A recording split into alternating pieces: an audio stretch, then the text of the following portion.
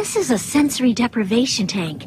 It blocks out all the external distractions that bombard our souls. You're about to take a journey into the mind. You may see and experience things that are strange and frightening. But remember, they can't physically harm you, though they may destroy you mentally.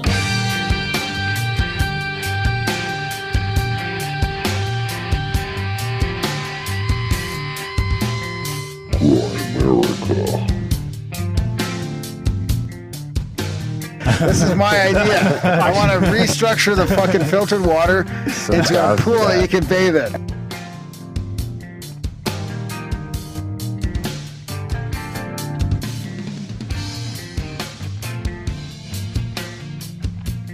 Okay, guys, welcome back to the Grimerica show. We are going to be chatting with Isaac and Dustin from the local float center, Float Life, here in town a little bit later, which was a fun one.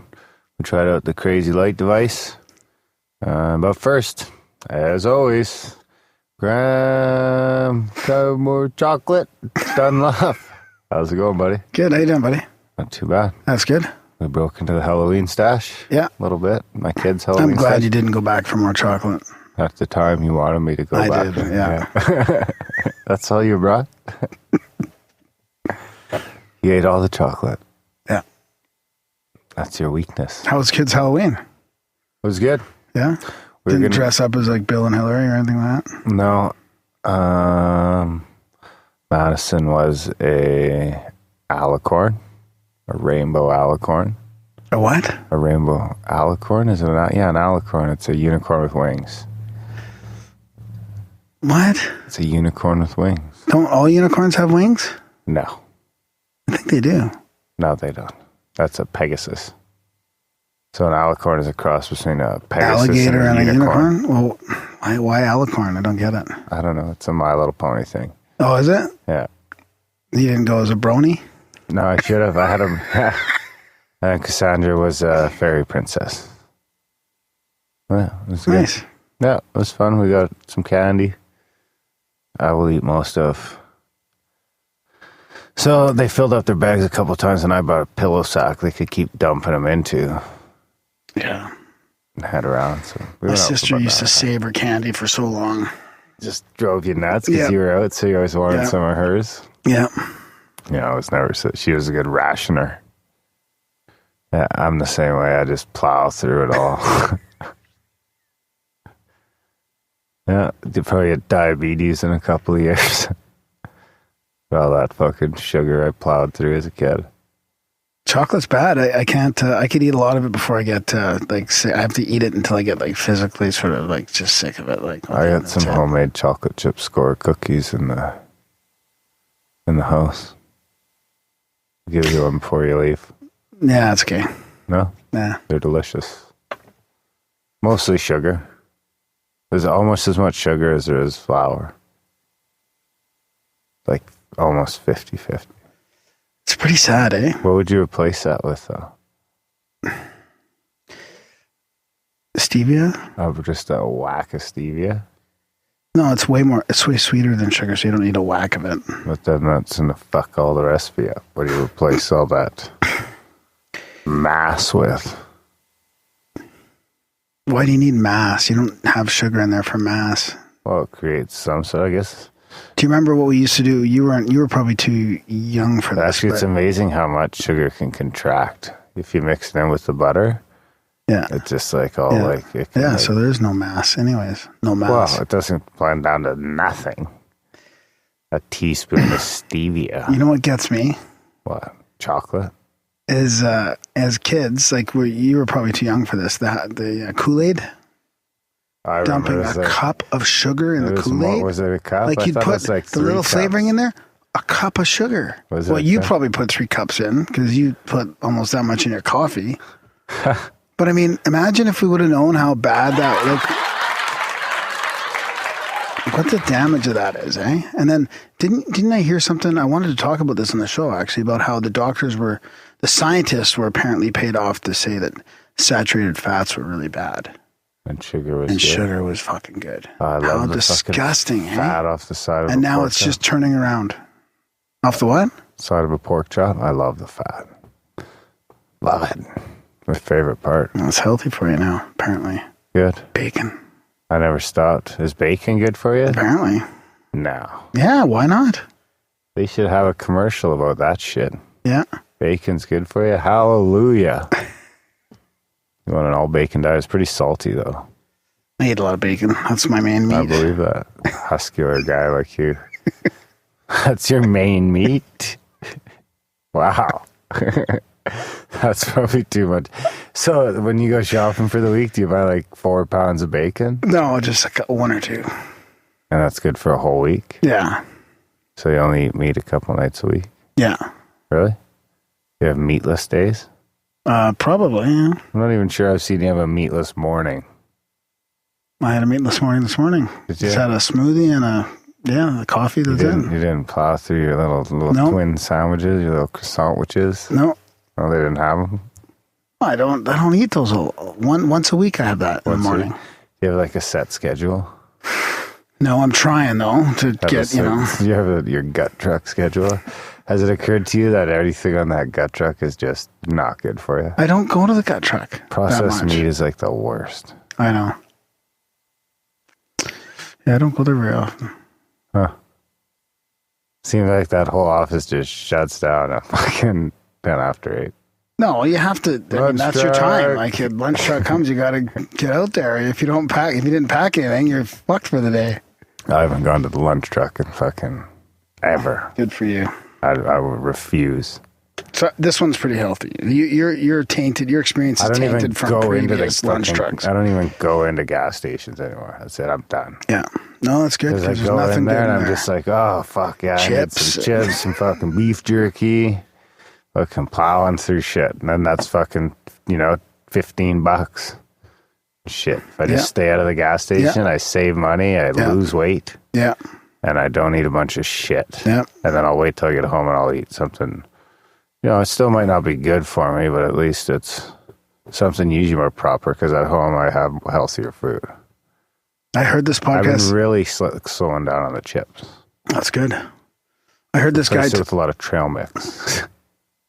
Oh, that's better for you, for sure. If you get the right trail mix. Yeah, wasn't someone saying too much nuts is bad for you too now? Too much nuts, yeah. Yeah, you don't know what to believe anymore. What should I eat? But rice. No, the trail mix is good. Just don't eat too much of it. Just don't snack at night. That's the key. Don't snack at night. Have your dinner, intermittent fast till lunch the next day, like 3 times a week or something, apparently. No, I'm not going to do that. I get a headache. No, you'll get over that pretty quick after a couple of those. Why would I want to fast? Well, don't you want to get rid of your tummy and be healthier? I want to be healthier. More energy. I don't want to stop eating when I'm hungry. I heard this guy talking about little simple biohacks around your house, right? Is that the same guy who said go out in the sun? That's a crazy biohack. Yeah, actually he does. Go out in the sun, he does. Get some sun. But he's talking about simple things like if you want to exercise in the morning, like you got to lay out all your clothes that you're exercising with and put them right in the way. So in the morning you see those clothes, and before you have a chance to like try and look for clothes, and then you just end up going, I'll do it tomorrow. Like you have to have everything should be set up so it's easiest for you to do the right things, right? So for you, that would be don't have chips in the house. Like you just can't. You got to get rid of all the processed foods out of your house. Then I'll just have something else. I'll eat a fucking loaf of bread. No, you shouldn't even have some eggs. Bread is probably worse. I mean, try not to have that. So you don't have to eat. Why do you have to snack at night? I don't get it. Because I'm hungry. You're not hungry. You just think you're hungry. You're just bored. I don't or eat you've breakfast. got the munchies. I don't eat breakfast. That's not an excuse. That doesn't mean you have to eat at the end of the day. A lot of times I don't eat lunch. Today? Didn't eat lunch today. Yeah, well, that's probably not healthy either to go all day, all the time. I'll have a nice dinner. Then I get hungry. After the podcast, I'll go and I'll eat. Yeah. But that's probably not the best thing. It's probably the best to eat after dinner. Don't eat anymore, and then have proper lunch the next day. I used to be hungover a lot in the morning, so then I wasn't hungry. I think that's what did it. I don't know what to do, but that's like my eating habit. I have trouble. Like sometimes I'll wake up hungry, but honestly, like a lot of mornings, like if I gotta force If we're like going out for breakfast or something, I'll just force down something small, unless it's later. But they don't, I think 11 o'clock, 12 o'clock, then I could get into a breakfast. Yeah, but they say that it's not as important as the 3 meal a day. The breakfast is the most important meal is bullshit. A lot of these people are saying no. Like you have your little drink, your water, maybe a smoothie, something. Bastards. Who do we believe? Did you eat any garlic yet? I did. How'd it go? It was good. I swallowed a lot of garlic and onion and apple cider vinegar to get rid of my little tickle in my throat. No, I didn't get a headache. No, but I didn't follow his protocol completely. Are you gonna? No, I don't think so. No, I don't have leaky gut. No. I know it. Well, he knows it. Graham knows a lot of stuff. Actually, didn't you hear from somebody that said they tried the garlic thing? Ryan Beverly from Occult. Oh, is that what it was? What is it? Occulture Podcast? Yeah. That's right. He tried it and didn't get the headache. So his gut's good. His guts are good. His guts are good, baby. We should get 100 people to try that. Yeah. There's no way fucking 100 of these people are getting organized to all do it. But the other part of it is getting a headache when you lose weight or getting that toxin buildup when you lose weight. I don't know if I can get into that. We can't get 100 people to fucking support the show. How are we going to get 100 people to help us in an experiment? Maybe we get 50. Maybe 20. I'd be surprised if we got 10. What do you got there? See you looking at your screen. Yeah. I'm sick of our rambling conversation. I think we should get into some listener feedback and stuff like that. I'm sick of you. You're rambling. What do you got? I got a double dose of Dave Taylor from New Zealand. What are you going to go with first? Big shout out to Big Wave Dave Taylor. Just say his last name like that, eh? Yeah. Oh, yeah, I don't think he minds. It's all over the place. Down under? Beside Down Under? What's that? Do you think he knows what the Triple Crown line is? Down Under over there? I don't know. Oh, you don't know what the Triple Crown line is. Is it like that was a famous hockey line in the 70s, probably. Oh, is that like from the Russian? No, it was from the LA Kings. Triple Crown, right? Kings, Triple Crown. Gretzky? Charlie Simmer, Marcel Dion, and Dave Taylor. Oh, yeah, I did know that. You know what? I did know that because Charlie Simmer used to be the color guy for the Flames, and he would fucking shut up about it. Oh, really? I was on the Triple Crown. So what is it? Triple Court Synchros? I got one of each. General, go fuck yourselves. One of each. What do you want to do first? We'll start with the smaller synchro.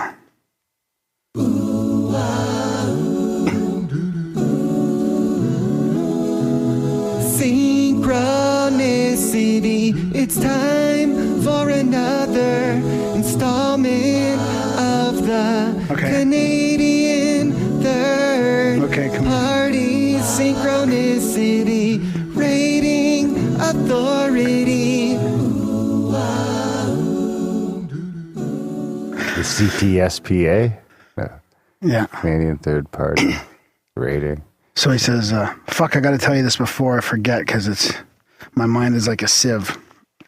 Today is my 10th wedding anniversary and I turned on the radio in my Honda Civic. Just about to switch it to Bluetooth so I could listen to podcasts on the way to work.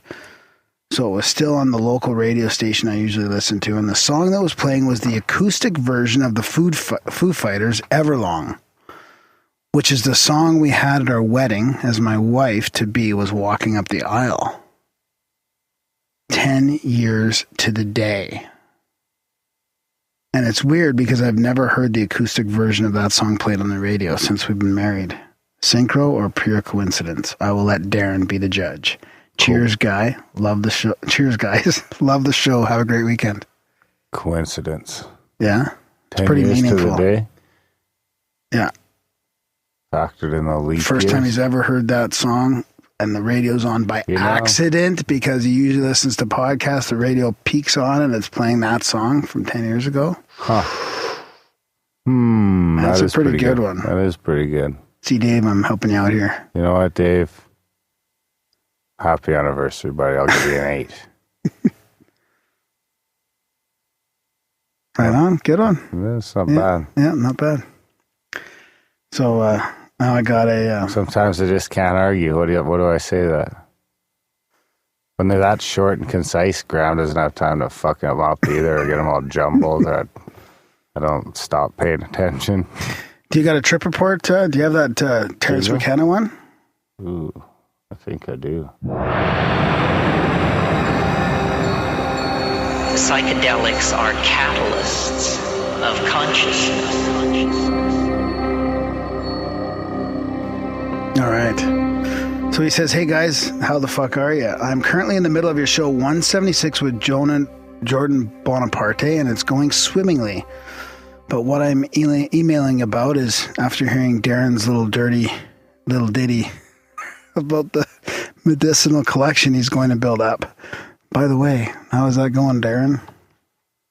Not well. Have you collected them all yet? Like Pokemon? What? I can never fucking... Oh, he can't collect them because he gets... I can't hang on to them long enough. Going through them faster than he can buy them from the government. Yeah. Not that you're buying them directly from the government. So he says, I wish I lived in Canada. Too many people now. I'm back to the street most of the time. No way. No. Are you? Why? It's just... What? They're sold out all How the can time. be? No. Yeah. Those big tubs. How can be? Those big tubs you get? Yeah. Like right now, they don't have anything I want. The best thing... Are you getting too best picky? thing they've got is like a 12% indica. And then 2 that aren't even really have any THC. So my buddies... Maybe you should try the ones with lower THC. We'd have them. I have them. But maybe you wouldn't mumble so much on the podcast. Maybe you should get the fuck out of here. No, it's just... They can't keep up. They're giving away too many of these cards. These people are just going in and... So there's a market. The market can't keep up with the demand. I've been thinking about investing. We should invest in that fucking company. Or start one. That's just too much work to start one. We rent out a couple of bays, a bunch of grow lights. Yeah, it's a lot of work. Remind me to talk about my experience in Winnipeg with, because we're talking about starting up companies and stuff, do you know? Like that, remember in this episode I was talking about my business idea? Oh, when you were dreaming? No. Did you like, your little center? Yeah. Yeah, but basically I visited the same thing in Winnipeg, basically. It's already done, pretty much. I figure it's been done a bunch of times. Okay. What did you think? That was going to be like the only fucking one on the planet? No, mine, I do have some different ideas, though. They weren't quite there. He says, to continue on with Big Wave Dave's email here, I wish I lived in Canada anyways. It reminded me of when I used to have fun. I can't so much now as I have a job which governs how I live my life. They do random drug tests and frown upon cannabis highly. I wish to relive some of my shenanigans with entheogens from a few years ago, writing them down here. I'll just do one for now, and if you like it, I shall do others. Let's start off. We'll send you some piss.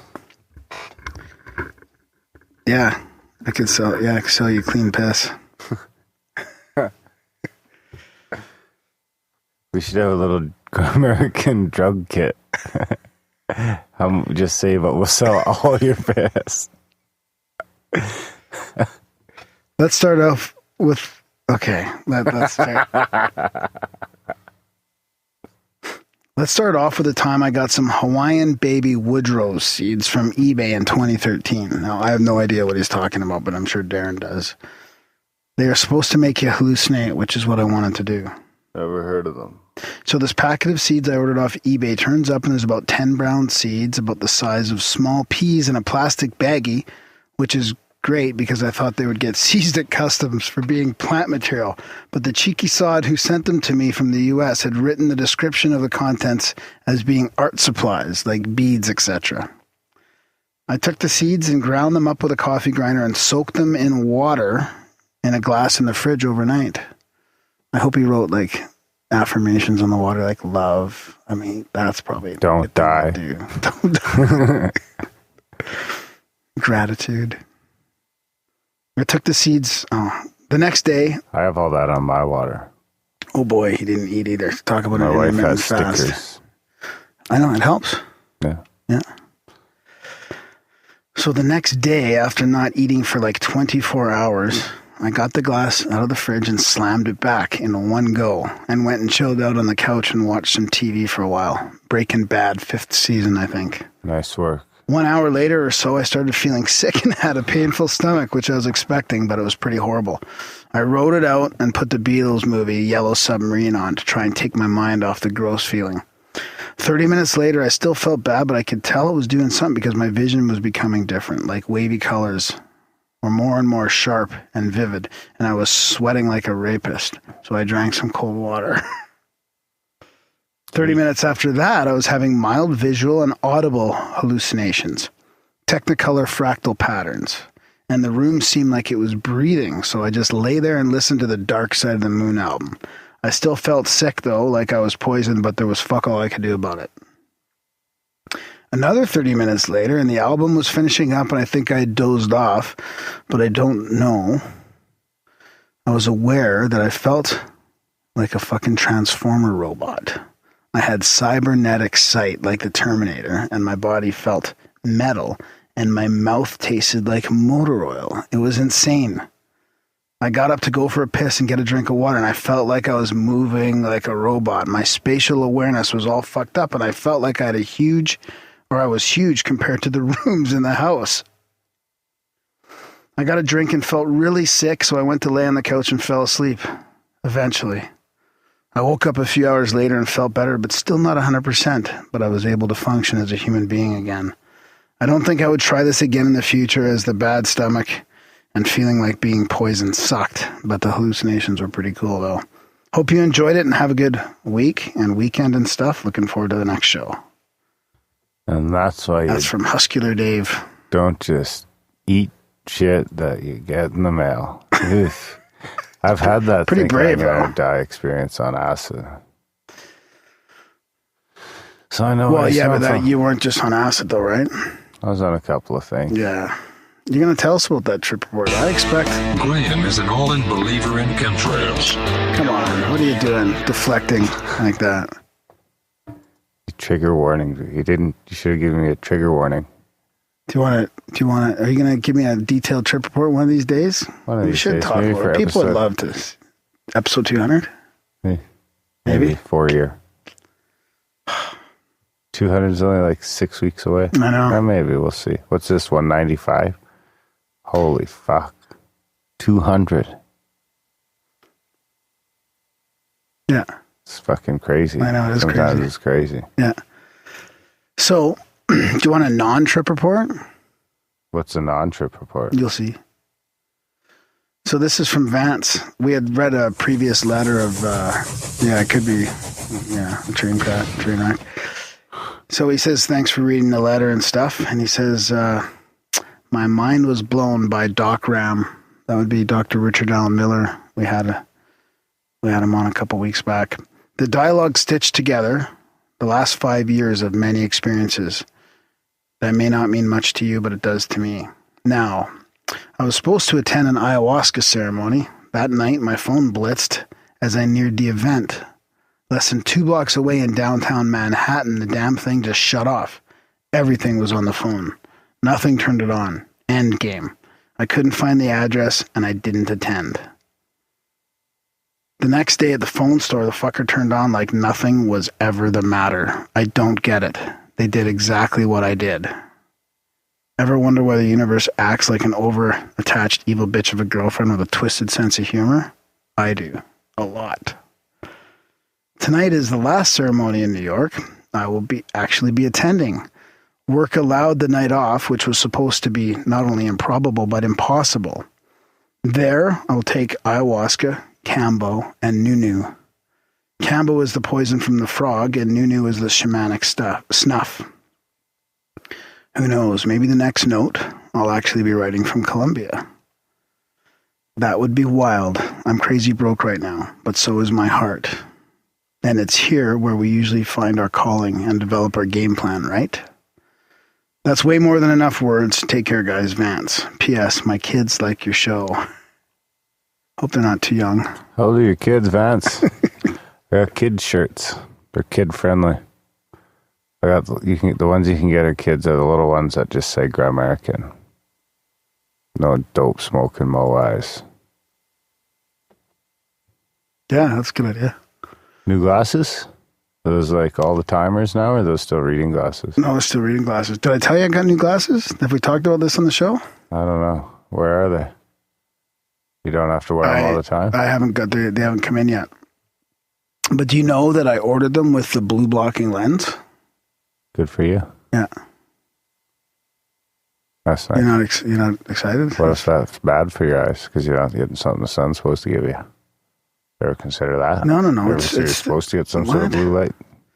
No, it's like all this light we're doing right now in the studio is damaging. It's suppressing the melatonin production in our Michael was saying that the fact that we're inside a Faraday cage with like 30 electrical signals fucking bouncing off all the walls and Wi-Fi. And he said we're just stuck in here. Like fucking terrible. That's why when I leave here, my vision's all blurry and I can't sleep. That's why it seems to be a weird time effect.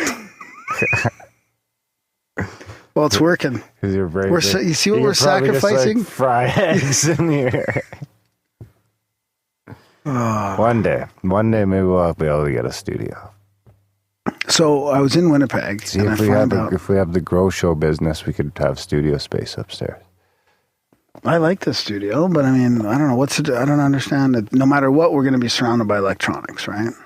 We can make we won't be more conducive. Yeah.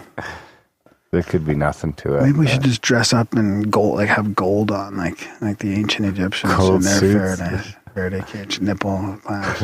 Imagine pictures of that ever got out. It'd look like shills. You have a gold robe at home? No. Do you have gold nipple clips? No. You have nipple clips? No. So I was in Winnipeg, okay? I remember after talking, and on this episode, people are going to hear about this idea about cold pools and hot pools and infrared saunas and like a place to actually do that. But, more extensive than just your normal sort of thing. But anyways, in Winnipeg, I went to this thermia, it's called. And it's like the thermal cycle, right? So you go, there's all these different saunas there. This is super relaxing. And then you jump in the cold pool with a cold waterfall. And then you jump in the temperate pool and you relax, and then you go through the cycle again. And it's so amazing. Right from so amazing. Isn't it? Yeah, I just said that. Yeah, you go from the hot sauna. There's 4 different types of saunas and a hot tub. And there's like an outdoor fire. There's all these heated relaxation beds and chairs. Like, it was an amazing experience. Super relaxing. My girlfriend had a sore neck and really bad neck and tummy. She went in there, came out feeling like $100. You're like, let's go. Yeah, no, like no pain. No? Totally just. I mean, you.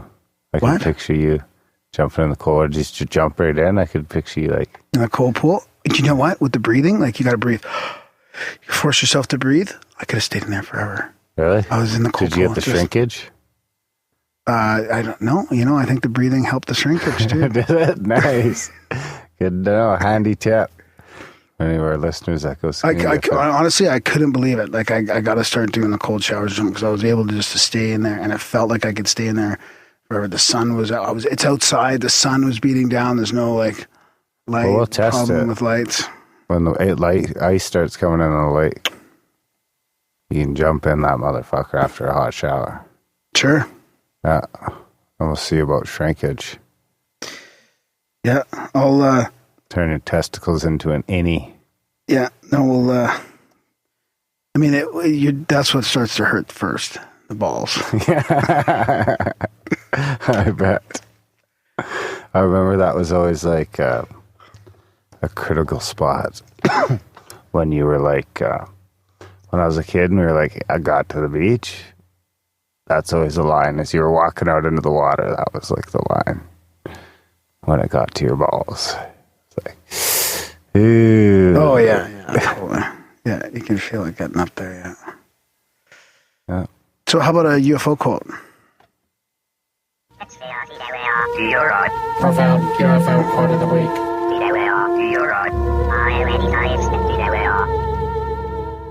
So I'm loving this WikiLeaks stuff because it's really sort of bringing out all these All these great UFO quotes for me here.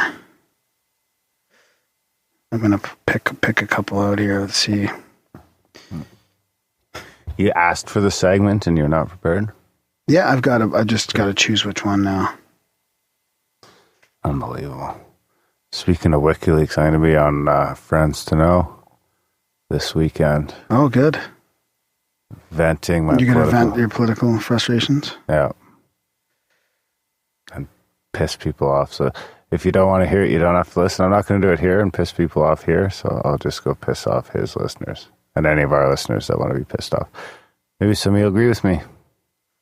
Maybe a lot of you. There's a lot of corruption and there's a lot of denial going on out there. Things are blowing up. Let's not talk about it, though. Leave it at that. Okay, so this is from John Podesta to Leslie Kean. This is in the WikiLeaks. FYI. That's it. And this is from Bob Fish to John Podesta. Subject Leslie Kean book, DSP program. John, just tuck this in your UFO files for future reference. One of the government programs that collects hard data on unidentified flying objects is the USAF DSP satellite program. Like an add a little insight to rumors published on the web, while I was never fully briefed into the DSP operation directly, I was introduced to them as the U.S. prepared for Operation Desert Shield and Desert Storm. On occasion, I had lunch with a few of them in the cafeteria of a highly classified organization in El Segundo, California. No one could get into the cafeteria without TS/SCI clearances, so this was not lightweight group of gossipers. One of these times, a member of that group was really excited. Said they just picked up Fast Walker. I assumed that. That's what I seen. I assumed that same day. He described how it entered our atmosphere from deep space. Origin, actually unknown. Origin, actually unknown. Of course, but from the backside of the satellite. And zipped by the DSP satellite pretty closely on its way to Earth. Not only was it going very fast, but it made 30-degree concourse correction turn. Don't you fucking point at me. Course correction turn. Isn't that what yours did? Point at me. Yeah. Isn't that what yours did? 30-degree turn? Yeah, it was about 30. Now, mine was closer to 90. I would say it was like 80. 70 to 80 degree turn. Which means it did not have a ballistic free-fall re-entry trajectory that a meteorite might have. So it was under some sort of control, although whether it was manned or just robotic, there's no way to tell. Although it's now 24 years later, one factoid makes me think the USAF is still collecting information on these fast walkers. Reading the current official USAF DSP fact sheet, there is this line near the end. In addition, researchers at the Aerospace Corporation have used DSP to develop portions of a hazard support system that will aid public safety in the future. And he sends a link to that fact sheet. Also, much of the information on the site is accurate, although I do not know the author of its sources, and that's from UFO Digest, Shadow Mag. Somewhat within the USAF program office is many years worth of fast walker data. If someone were to collect and analyze it, patterns would emerge that provide information about the various type of craft and their destinations, which would add substantiation to eyewitness claims on the ground about UFO activity. Furthermore, it would be interesting to understand the dates of these appearances. Is there a certain time of every year they swarm in? Is there a certain time of the year? What? Is there a certain time of the every year they swarm in? Which might indicate a resource mining operation, or might be a correlation with major events on Earth, such as the detonation of the first atomic bomb at White Sands in 1945, although no DSPs existed to provide any info on that particular event. Regards, Bob Fish. So it's interesting how Bob wrote that to John about Leslie Kean's book, and then John forwarded it to Leslie Kean as an FYI. Like, he's obviously in bed with them. Well, he's pretty tight with Leslie if he's just forwarding stuff with an FYI and no other information on it. No doubt. That document was obtained illegally, sir. No, it wasn't. It was a leak. Right? That's right. Didn't they say it's okay? I believe so. Right What on, else buddy. you got? That's it? Well, I got more stuff, but I mean, we could save it. Got some. Let's do one more. Something. One more? One more, some listener feedback or something? Like... Graham. Okay. Okay, I'll mention this one. This is an older one from Michael. Actually, he's been forwarding me some other stuff as well. And he goes on to... He sends a great email. He says, I've been listening to Grimerica show for almost 9 months, and this is the first time I'm writing you. I have to apologize as I only recently first made my first financial contribution. Well, thanks, Michael. I tend to be very methodical and thorough before donating my money, but strive to make up for that slow pace with a decent-sized amount. Anyways, I've been meaning to reach out for some time. Let me start by commending you and Darren on producing a show that is both informative and entertaining at the same time. Too few are willing to regularly discuss the topics you do, and I think you are at the forefront of the pushback to real investigative science. Kudos. So he talks quite a bit about how he came across our show, which is actually finding Randall Carlson after listening to him on Joe Rogan with Hancock. It's a popular path. That's a popular path, yeah. It's a good path. We've got to find more of those paths. Say that 5 times. Popular path, yeah. So he talks about some of his history on reading all these books and kind of following his path and all this kind of stuff. A lot of stuff we're into, evolving your brain, and oh man, it's getting me all excited about looking into some of these books. And he says one of those authors was Hancock, which led him to Randall, which led him to us. Just so he also wants to mention a weird synchronicity he had back in February. Can I talk during this thing? Can I just turn down and let me talk? It was fairly trivial and didn't carry a deeper meaning or anything, but it was kind of strange. At the time, I was living with a few friends, 2 of which regularly watched the WWE. Occasionally, I would sit down and watch them as it reminded me of my childhood. Well, one day before heading to my room, I briefly stopped to watch a portion. After a few minutes, a thought popped into my head, and I blurted out the question, whatever happened to Shane McMahon? Or is it Vince McMahon or Shane McMahon? Who's Shane McMahon? I think that's Vince McMahon's kid. Is he a wrestler? I probably don't think so. Is he ever still on the show? Not 5 seconds later, his theme music comes on the screen and he comes running out. Yeah, he must be. My 2 friends immediately turned to stare at me. When I asked them why, they explained that this was the first appearance in years. And actually, he had been absent for nearly 7 years. The thought had never come to mind before, and I would estimate I had collectively watched under an hour of WWE in the previous 5 to 10 years. Now, maybe there's cues that I'd subconsciously picked up on prior to asking the questions, but I still thought the timing was somewhat curious. I'd be interested to know how much TV he watches to see if it was maybe, he had seen a commercial or something like that triggered it. But I'm not going to go down that road since... Let me finish off the email first. I thought you were done. No. Let me close by... a long pause. Let me close by mentioning that on my car ride into the office earlier this week, I was listening to show 187, which I believe you just recently released. Personally, that was a very poignant talk. Darren mentioned he is looking for a new rabbit hole to go down, and I thought I might make a suggestion. The debate between solely Darwinian evolution and intelligent design has recently caught my interest.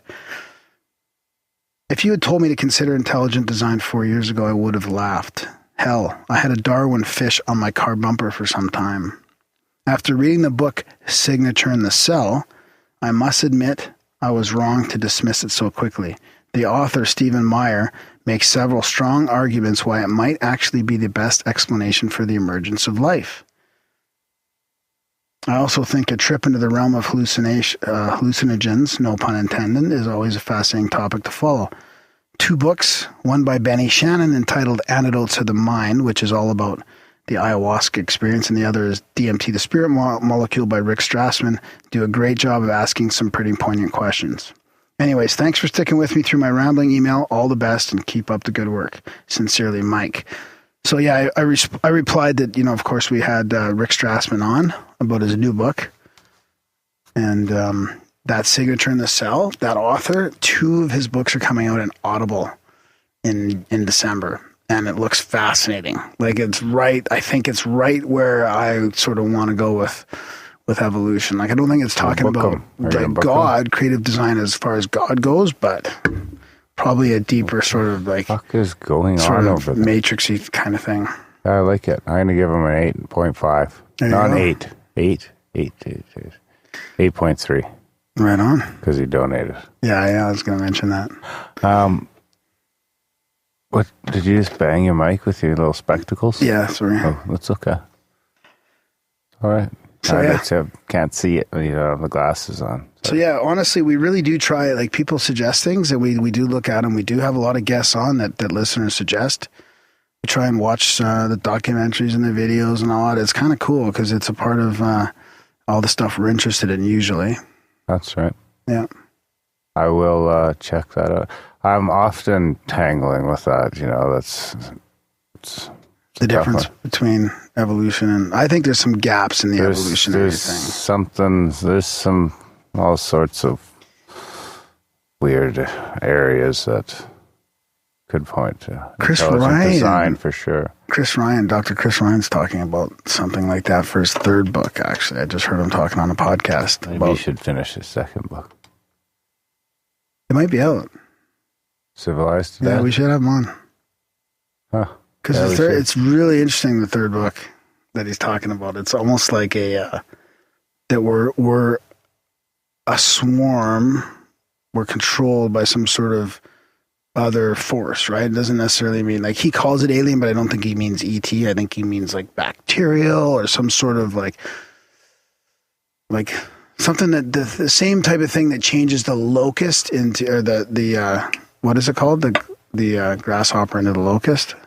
Maybe it's your gut bacteria. Yeah.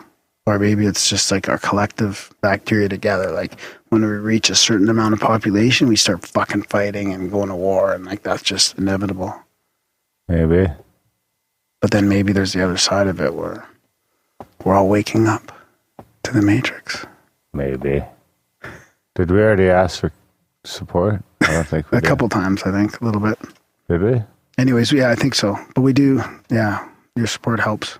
Keep the show going. It really does. There's fixed expenses, right? Yeah, all the time. Winter's coming. Think of the show. If you feel like you get a little value from us on our weekly ramblings and interviews, head over to grimerica.ca/support and do a one-time donation or check out a monthly there and hop on something today. Yeah, it really helps. Check your subscriptions from time to time. Yeah, a bunch of ways to connect as well. Through the show notes and a bunch of like Twitter, Instagram, emails, like the Facebook page, YouTube comments, review the show. That would really help. Get some reviews on iTunes. I'm sure that our potential guests look at that kind of stuff, and it does help to see a bunch of good reviews out there. Oh, probably. I think that's what it is. Sign people up for the newsletter. Sign up for the newsletter. Grimerica.ca/news. Do all that stuff. Spam gram. I think that's about it, really. This is a fun chat with the Float Life guys. We did some fucking weird shit in the basement. Yeah, we played around with the light device.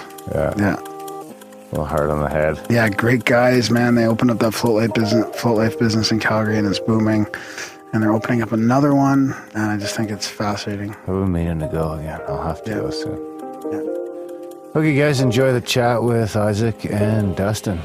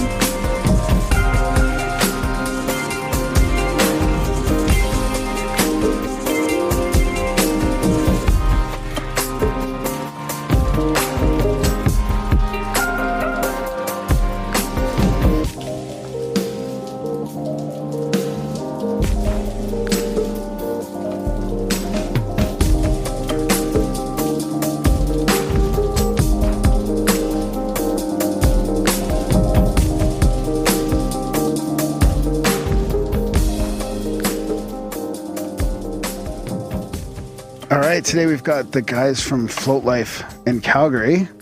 Got Dustin and Isaac here with us.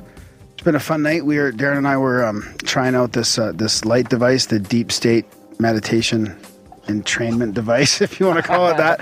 And we've had a couple floats recently with these guys. We've been talking about having them in the studio for, man, it's probably been a year now, and we finally got them here, and it's good to see you guys here. Thanks for coming to the show. Yeah, thanks for inviting us. Thanks for having us, guys. I think it's been more than a year. Yeah, it might be. I just noticed the original. I was looking through the Facebook messages the other day, and I seen the first contact. I'll check right now. I'll get a date. Okay. Probably a year and a half then or something. Yeah, originally it was, I remember I listened to Joe Rogan, and he had Randall Carlson on, and then I remember looking up Randall Carlson and being like, this guy's super interesting. And then they had a podcast with you guys, with Randall Carlson, and then that's when I messaged you. Oh, after. right. Because I found out you guys were in Calgary. I was like, oh, Randall Carlson, that's really cool. You guys had him on. And then you guys had him on a few times, I think. And then I'd like, oh, cool, nice local podcast. And I contacted you guys. It was the day before Valentine's Day. Oh, in 2014 then? 2014 then? Or? 2015. So like 18 months. Yeah. That's not bad, 18 months. And I had just heard about Float Life. I had heard about you guys because I had done some floating in that other place called Prima Psi. They had that old float tank that was from old school. Yeah, you probably know where that came from, right? That Eden's Cove or whatever. We hear stories. Yeah, I got a synchronicity for you actually off the back. Okay. So this is a weird one.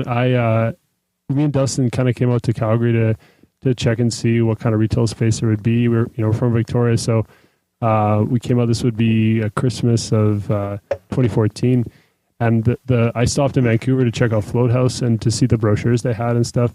And I was sitting on the bus with the brochure from Float House, and the girl I was sitting beside on the Greyhound, she was the girl. She's like, "Oh, you've heard of floating?" And I said, "I'm actually going to Calgary to potentially open a float center." And she goes, "Oh, I'm actually the person that originally started floating in Calgary and just donated a float to Prima Psi, or donated the pods to Prima Psi." Oh, wow. And I just spent the couple hours on the bus talking to her about floating.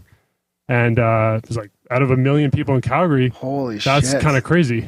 Because I've been in Calgary one other time in my life for basketball, and that was it. Wow. So you guys moved here for floating? Yeah, we had no idea. Crazy. Yeah. I'd been here once for like 2 days. Wow. Never to the city. And first time I saw the city was when we decided to move here. We were trying to open the float center in Victoria for, how long was it, like 4 months or 6 months or something? At least, yeah. We didn't even think about coming to Calgary originally.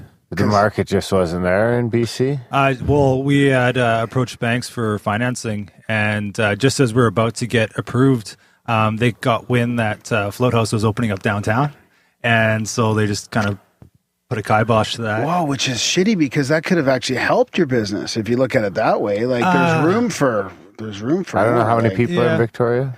I think it's about 300,000. Yeah, 300 extended. But honestly, it was like the best thing.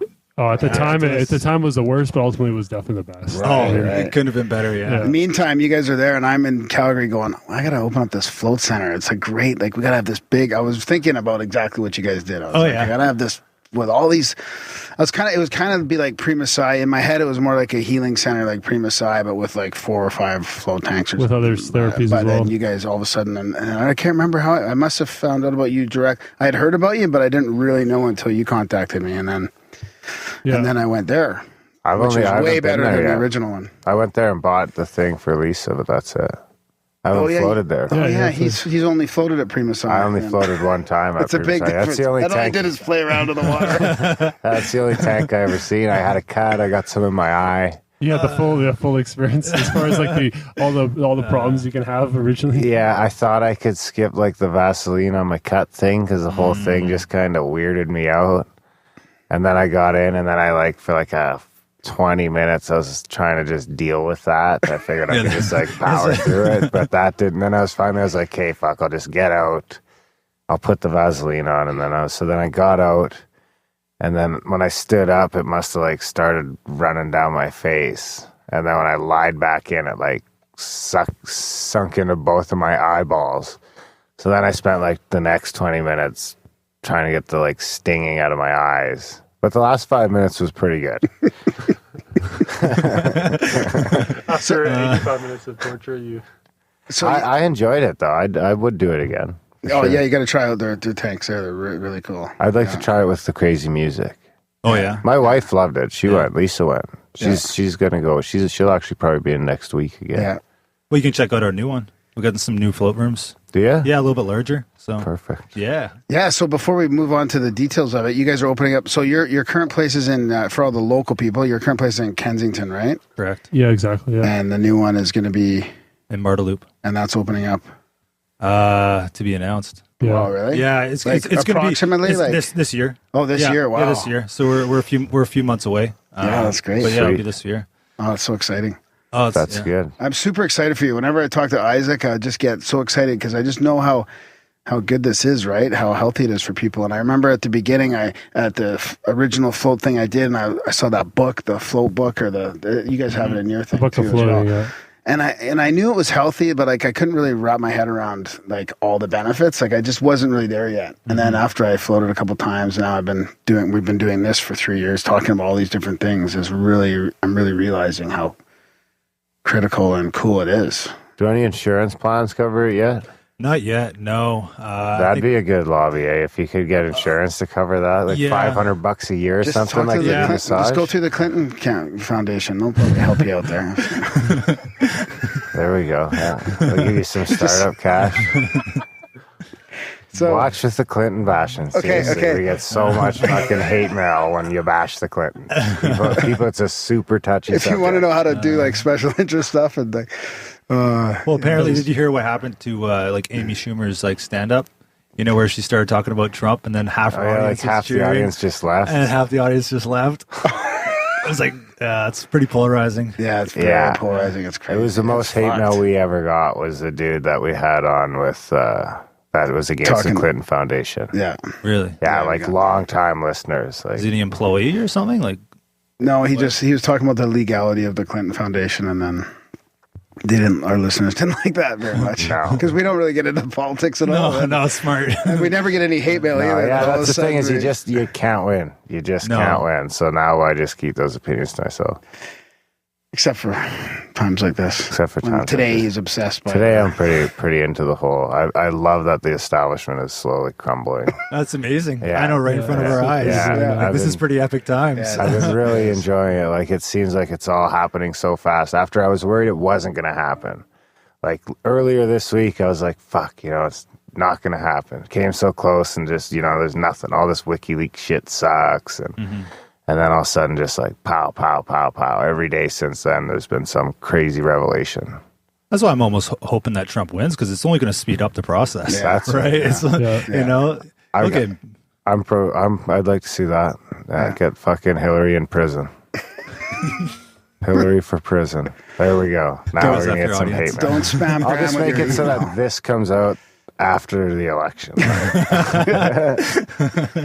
So tell us then some of the benefits of floating. So for people that aren't even really aware, but I mean, honestly, you're hearing so much about it now. You guys are in a really good time here. But tell us some of the benefits Yeah, I and mean, stuff. Like, floating has been. We've seen so many people benefit in different ways. Like a lot of people, I would say, some of the core customer base is to do with chronic pain. A lot of people with fibromyalgia, arthritis, just people that have chronic pain for various reasons. And it's not something that's like an overnight, cure for anything. But once people, they've done 5-10 floats, I've talked to so many people where their pain levels, have significantly dropped. really? It's kind of they use it as a maintenance, like they'll do it once a week or figure out what works for them. Like, so it's they don't know necessarily all the ways that it's like scientifically helping people, but I mean it is definitely they're floating 1,200 pounds of Epsom salt, so they're getting a lot of magnesium and sulfur from that. And then on top of that, just putting someone in a relaxed state. I mean, their body's going to heal better, and just everything's going to balance better when you're in a relaxed state. Yeah, you talk about that, your body going into that, what did you call that state again? That Parasympathetic. parasympathetic It's state. just essentially just eliciting relaxation. Your body, your nervous system, everything. Like your body doesn't have any external stresses, and so it's saying, okay, I don't need to pump out cortisol. I don't need to. There's no fight or flight response taking place. There's nothing else like that. So I can just focus on repairing the system and inflammation. Like there's so many different things that are tied to stress. We talk about that, right? Yeah. So with sensory overload right now, I don't know if my mic's working, but Huh. oh, maybe. It was working, but I don't think Oh, there you go. Is that my back? Yeah. Okay. Yeah, I mean, just sensory overload, right? Everyone's overstimulated and there's so much going on and just people get away. So people are doing it for just meditation and different reasons. So I was just going to say that there's also the whole indirect meditative benefits, right? Like just for people that actually like sit in there for so long and be mindful or meditate, like there's so much evidence now that meditation's good. That's just like sort of accelerates it. For sure. Yeah. It's and meditation, I mean, it's super intimidating for people. Like they think of like this Zen Buddhist monk like sitting in a cave or something, right? And this is just like kind of a gentle kind of way to bridge that gap where people can kind of get into the tank, not even know what meditating is, not care about it, and then kind of reap some of the benefits of it. Yeah. Which is super unique and probably one of the reasons why it's taken off the way it is, because people are getting those benefits without even realizing what they're doing. Yeah. Because without all that, stimulus and sound and light, all you can really hear is your breath and your heartbeat, right? Yeah, so and your thoughts. Well, you can have you can have sound too. You can pump in. You can have audio for sure as well. It's a good place to cry to drum solos. Right? I've been known to cry at drum solos every once in a while. I had a little episode with Elton John's drummer in Vegas. So I was just bawling. So he likes to, and it was we were talking about the sound healing and all that, right? That's what happened. Something fucking triggered something, right? Yeah. Some suppressed fucking cry and some suppressed sadness came up. So how often do you have to change out the salt? So every 3 months we 1,200 pounds of salt, and you have 5 tanks. Mm-hmm. So you're doing like fucking 77,000 pounds of salt every 3 months. Sounds about right. It's too late. 60. Well, no, what would that be? 5 times 24, 24. Well, it'd be 6,000 pounds. 1,200 pounds per pod. 6,000 pounds. 6,000 pounds. Yeah. So. Jesus, does that come in like a truck or in bags? Oh yeah. But we get it way more often because we're always filling it up. Because when people get out of the pods, it goes down the drain. Take some with them. Oh yeah. So you just have like a big salt fucking bin out back. You just grab salt. No, that's all stuff. We just have a bunch of big bags of salt. It's all in bags. Yeah. It's easier with bags. We just store it all in the dumpster when we just go out there with a shovel and just I can't believe Darren's all hung up on the logistics of the salt. It's a lot of salt. Like I buy the little bag of salt for my wife's bath at Shoppers Drug Mart. Yeah, it's like fucking $15. Yeah, I get the eucalyptus one of those. Do you? Yeah. Is yours just? Do you guys have eucalyptus? We unfortunately don't. No, not at present. No. Is that an option? Maybe. Yeah. It would be pretty. Your eyes would water quite a bit. I think if you're stuck in there with eucalyptus, especially 1,200 pounds of eucalyptus. I don't know. If I can handle that. What's the full weight of the tank then? Full weight of the tank is about 3,500 pounds. So you can't like put them up on a second floor or anything like that. Like probably not in a house. Like no, not necessarily in a house, but in our Marteloup, in our Marteloup location, we're actually going up on the 3rd floor. Oh really? Yeah. So we gotta crane them in. Take them in through. Do you need any special support under the slab or anything like that? No. I mean, you kind of have to do all that due diligence before you sign the lease. Yeah. So there's no reinforcing anything going on because that's. We're gonna throw 20,000 pounds of water up here. Is that gonna be a problem? Yeah. Yeah. I guess my water bed would be similar, right? I used to have a water bed. That'd probably be the same weight. Pretty similar, about 11 inches. The thing is, I mean, like there's gyms on the 2nd floor, and if you got a rack of weights, that's true. It's a heck of a lot heavier. I mean, we got Fitness Depot right beside us, and they have insane. Oh, that's good. So you can go work out and then have a float. Yeah, exactly. Yeah. Huh. So I need a Chestermere location. We'll work on it. Well, there's not enough business out here. How do you know? Because you're getting 160 megabytes for your internet. That means there's not enough people here to support float tank. That could be a thing. So, but I did want to talk about the actual process, right? So it's dark and it's warm to your body temperature. There's no noise. Right. So like when I was talking about thoughts, like that isn't a lie. Like I noticed how loud my thoughts were in there for sure. Yeah, and I think that accelerates like the awareness of that, right? Like sitting down at home and trying to meditate, your thoughts are there, but they're not like yelling at you like they are in the float tank. And I'm not saying it's a negative thing; it's a positive thing because it makes you aware of it.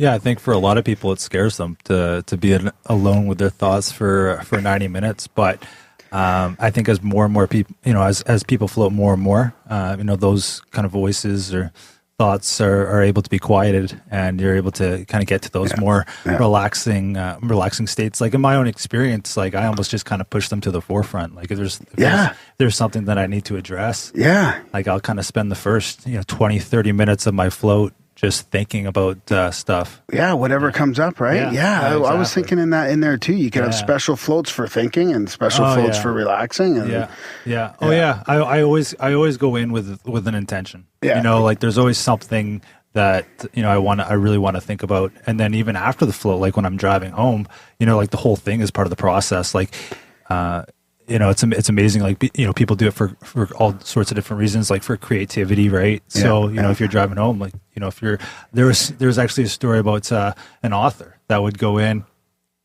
drink like 3 energy drinks, get out, and literally like sprint home to get writing, because that's his process, right? So he's just able to eliminate all those extraneous thoughts and get to work. Does anyone bail ever? Do you get a lot of people like first timers that it's just too much? Not really, no. We haven't had like, am I still low? I'm still not working? That's hidden. Sorry, yeah. It might be the gate. Yeah, he's going to check it out. I can kind of tell it doesn't echo properly. Yeah, so I thought maybe you turned it off or something. No, I'm not turning it. Yeah, it's still on. Is it working now? I don't know. I don't think so. It's popping in now. Oh, that's a real shame, isn't it? Oh, yeah. Hello? I think it's working. Seems to be the cord, I think. Hello? This is a big blank spot. Keep talking, Graham. No, I'm going to make a note of the time and you can edit it out. Didn't I just have that other cord I said I could use? Where'd you put it?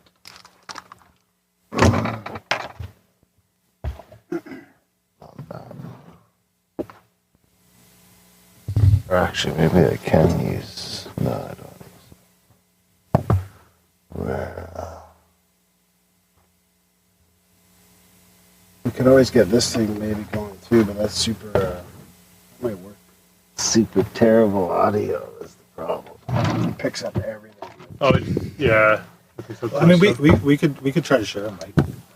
Yeah, that's true. We could do that too. If that one's working well. Because that's the wrong way around, isn't it? But that's not... Yeah, we just used those 2 mics on our road trip episode, and it was fun. Where'd you guys go? Too far to Spokane, and where Randall Carlson does a lot of his like work. That Grand Coulee, where the whole ice thing fucking went down at the end of the Ice Age. So we met Randall's buddy Brad there, and we just went for a hike in there, and then Darren stopped at his little dispensaries and stuff to try. He was all excited like a kid in a candy store. We stayed near Spokane for the night and then just drove back. It was like a ridiculously long, quick trip. But yeah, I've done those before. Yeah, but we recorded. It was fun. Like, it was a good drive and stuff. Just exhausting when you get back, though. That's no problem. Yeah. During, it's not too bad. Yeah. Like, shit. You get back at 11 o'clock on Sunday night. Yeah. Like, Yeah, it was a late fucking get home.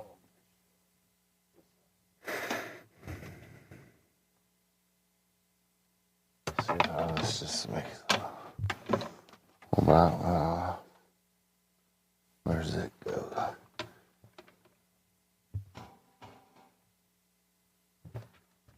Got it there?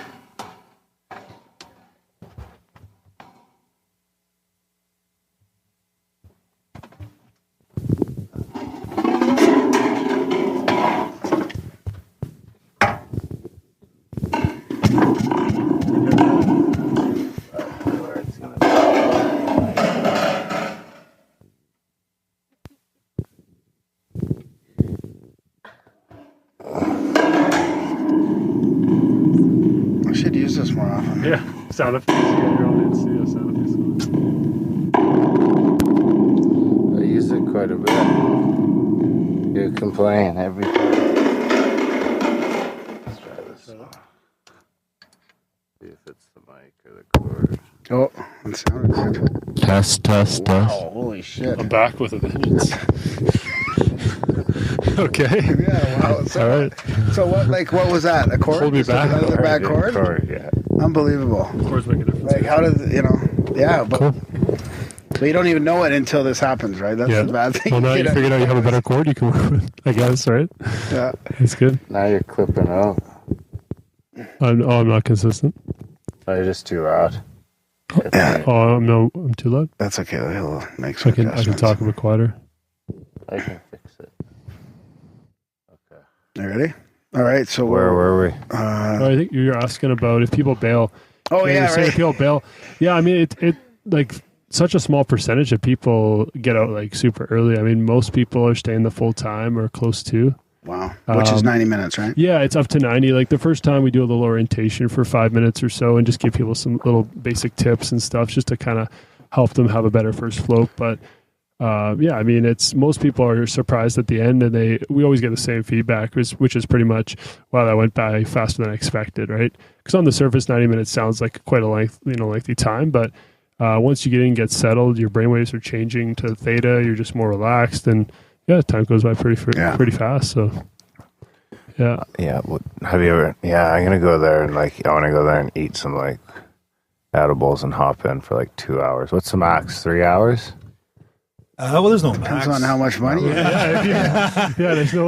What's the longest flow we've done is 9 hours so far. So Somebody else you did gotta- 9 hours? So What's one lady did 9 hours. Was she awake the whole time? Or? Well, she was listening to Beethoven, classical music. Yeah, she looked like she was hurting though at the end of it. Yeah. it didn't look like an enjoyable experience. It was like doing a Spartan race or something. And this was after 82 days. She did it was 80 days. She did 80 days straight of floating every day. So she's the most amount of days in a row, and then longest float as well. She's got 2 of our records. So Wow. Yeah, the float 80 days straight. Float Life record books. Yeah. 80 days and nights. That's tough to beat, out of the gate. Well, the first one was 40. Yeah, we one of our employees did 40. And 40 floats? Yeah, and then she wanted to double it. 40 days in a row. 40 days in a row. Yeah. Yeah, 40 Don't days. you guys float every day? Not every day. No, no, definitely not. We work some long hours, so we gotta. That's the perfect time What's that? to just hop in the tank. At the end of the day. Well, when the customers are in there. No, If see, there's it's a- all booked, fully booked, right? Every you guys do it every couple hours. Every you have 2 them? hours, Every yeah. 2 hours, they 90 have minutes. all of them are Yeah, in. So it's all that's- there's no yeah. overlapping cycle, right? And you need a private one. Oh, you mean to float while everyone else is floating? Yeah, you should Okay. get one just in Just your if all office in day the we're back, just- yeah. Just Just jumping in and out of the tank. ring the bell for service. And you're Just end our float if you Yeah. come out early. there you go. Yeah. So how many tanks you can have at your new place then? Did you say already? I Yeah, can't remember. 6. No, we haven't said. We Yeah, haven't said six. no 6. Yeah. Can you get the light thing in the tank? You mean the thing that we did downstairs? Can you get that? No, we No? don't. Definitely not. Yeah, I don't think it'd be a good combination. Who knows, right? But Is that a new? Is that gonna be I don't think new it'd be development? safe in the water, though, right? Yeah, 'Cause you're if- adding electricity. yeah. Well, no, if someone had, there's such a small chance of someone having a seizure, very small with the lights, but the fact that there is I think it's 1 in 10,000 people or less, but, 1 in 10. It was safer than us skydiving, anyways. it's yeah, I mean, there's just... No, skydiving's 1 in 110,000. We're Okay, good. well, Yeah. so we had more of a chance to die from that light device tonight. Than, Well, you didn't say die. You said have a seizure. well, that could lead to certain death. Yeah, I don't know. I'm pretty well medicated against seizures. So, That's true. and you probably are by just your weekly visits to the igloo. Right. Okay. Yeah, so it's not that we're not. Yeah, the lights aren't. They're kind of opposite, right? One's sensory deprivation, the other one's Sensory overload So almost. they're kind of. I don't think the combination of them would be the best. But you're having both at the same facility. No, we're not doing the lights right now. You're not doing the lights. No. Period. Just kind prototypes. Just we just got it, and we're just we got called, a while ago. We had someone come at the float center for a couple of days and do it, right? So, but we don't have a room right now at the float center to do it. We don't really have the space at this point. Would there be any liabilities you'd be concerned with something like that, as opposed to the floating seems like a little less intrusive? Yeah, I mean that's probably my biggest concern is that floating's been around now in this capacity, like real commercial float centers for a good 10 years now, and there's been incidences have been like next to none. I mean, I really haven't heard of anything. And so like when you're operating a business and you have something that hasn't really been tested, it's new to market. No one really knows quite what it is. Like, the next time that song comes on the radio, you just vegetable. Go through. I wonder if that's when you program people when they're in there. I should have programmed you. But are you gonna try and have a room set up with the lights? Do you think eventually, or we don't? At this point, we don't know. I mean, we just still like Dustin was saying, like we kind of have to do more research on it and just get feedback on it. We haven't done it with enough people yet. Yeah. I mean, it's something that's only been out, like the one you tried tonight, it's only been out for a year, right? Yeah. And there's only 6 devices currently in Canada that have it. So it's really unknown in Canada. It's intense. At this point. I liked it. I really like it. If you ever need a guinea pig, like I'll come and just try stuff for you guys. Like whatever it is. Like I could really liken it to a psychedelic experience. Yeah. It had that same sort of level of unknown. Especially if the music would have been up a little louder, maybe, and I had a little bit more time to turn it down. Yeah, but to get more comfortable with it, I could see how you could drift in and out for sure, almost like in a psychedelic state. Yeah. I did it once. I didn't quite get there. I mean, I saw like you get the visuals, but it's just more like that, like those feelings, like those emotions, like when you're doing a psychedelic.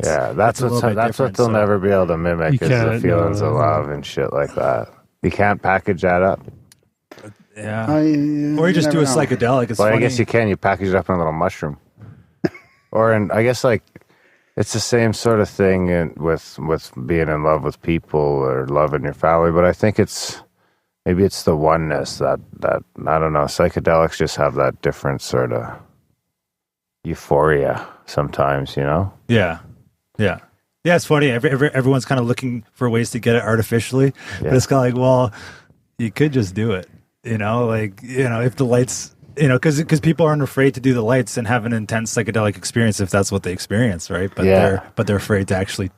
Well, I think part of the idea, I guess, with the light is that someone could, if they weren't comfortable with the experience, they could stop it at any point. I think that's what it is. I don't think the lights. I mean, the lights are definitely not replacing psychedelics in any capacity, but I think if anything, they could be like a very small stepping stone for somebody that's very scared to try any kind of psychedelic. It's like, okay, well, do this for 20 minutes and see how you do, and then. But yeah, it's hard to say. I mean, I guess part of the thing about psychedelics is that you sign up and then it starts and you can't end it, because a lot of times when people think like, oh, I want this to end, but then they're learning so much even though they don't realize that, right?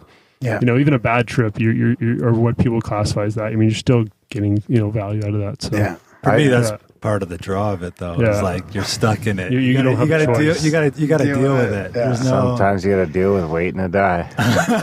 It's true. We've all been there. I did have moments on the first one where I felt like I could have just like jumped out of there and been like, okay, this is enough. Like, what are you talking about? With the light thing? Oh, the light device. With certain sequences that were almost, for a second, it was almost too much. And then I could get back into the groove of it, and then, some other crazy sequence would pop off, and I'd just be like, there was no like escaping it.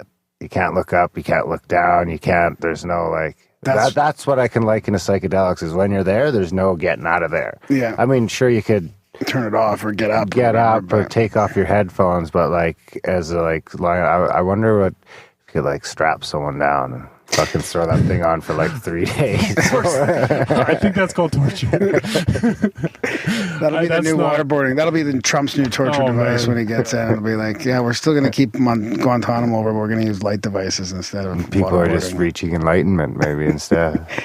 I was thinking the same thing, because I was trying to focus like because you're not looking because your eyes are closed, but you can sense all this imagery. So I was trying to play with like either focusing on it or trying not to focus on it and just let it happen, like subconsciously, almost like just try and like meditate sort of. But you can't just not look at it, right? Like I was trying to focus on it through my third eye, and I was like, okay, like look at it like that, and then and then back off and not, but it's right there anyways. I wonder it's how right in your mind. Like it's like you say, you can't just turn it off. But when I did the second one you played for me with that was like that one was a gamma brainwave. So that's a unique brainwave that they've associated with like I guess like mystical experiences and like people that are lucid dreaming. Lucid dreaming, that's the other one where they've hooked people up to devices that are able to lucid dream a lot, and they have like peaks of gamma brainwaves. So it's not a common one, but yeah, you were saying with that one I was different, right? I felt my third eye tingling a little bit, and then that's when I got this a little bit more intense imagery, and the stuff happened. And then after that, it was sort of more like I was saying, it was like a pond and shimmering, like a lot of shimmering in the pond. And this music wasn't synced with the light device, but it sure felt like it. It was completely. So I've done it 3 times now, and the third time was probably the best. And it wasn't even when the music was synced to, but it sure felt like. And it was. This was the third time. This was the best. Yeah, because the second time was when we tried with the music today. I wonder how subjective do you think the imagery is? Like, I was kind of wondering that if it's a pattern of the light movement, so everyone sees vaguely the same thing when they've got their eyes closed, or is it just completely your head dreaming up those visuals? I think it is very independent to the person, because personally, I would say I don't actually see a whole lot. I mean, that's my own experience. Like when I do sessions for people, I've seen people describe things that I've definitely never seen. Like I would say for me, it's very minimal visuals, and I found it pretty minimal too. Do you still use fluoride in your toothpaste? I need to cut back on my pineal gland's just not working. It's calcified. Like that? No, maybe. Who knows, right? I've never used fluoride toothpaste my whole life, but really? I have a lot of mercury fillings though.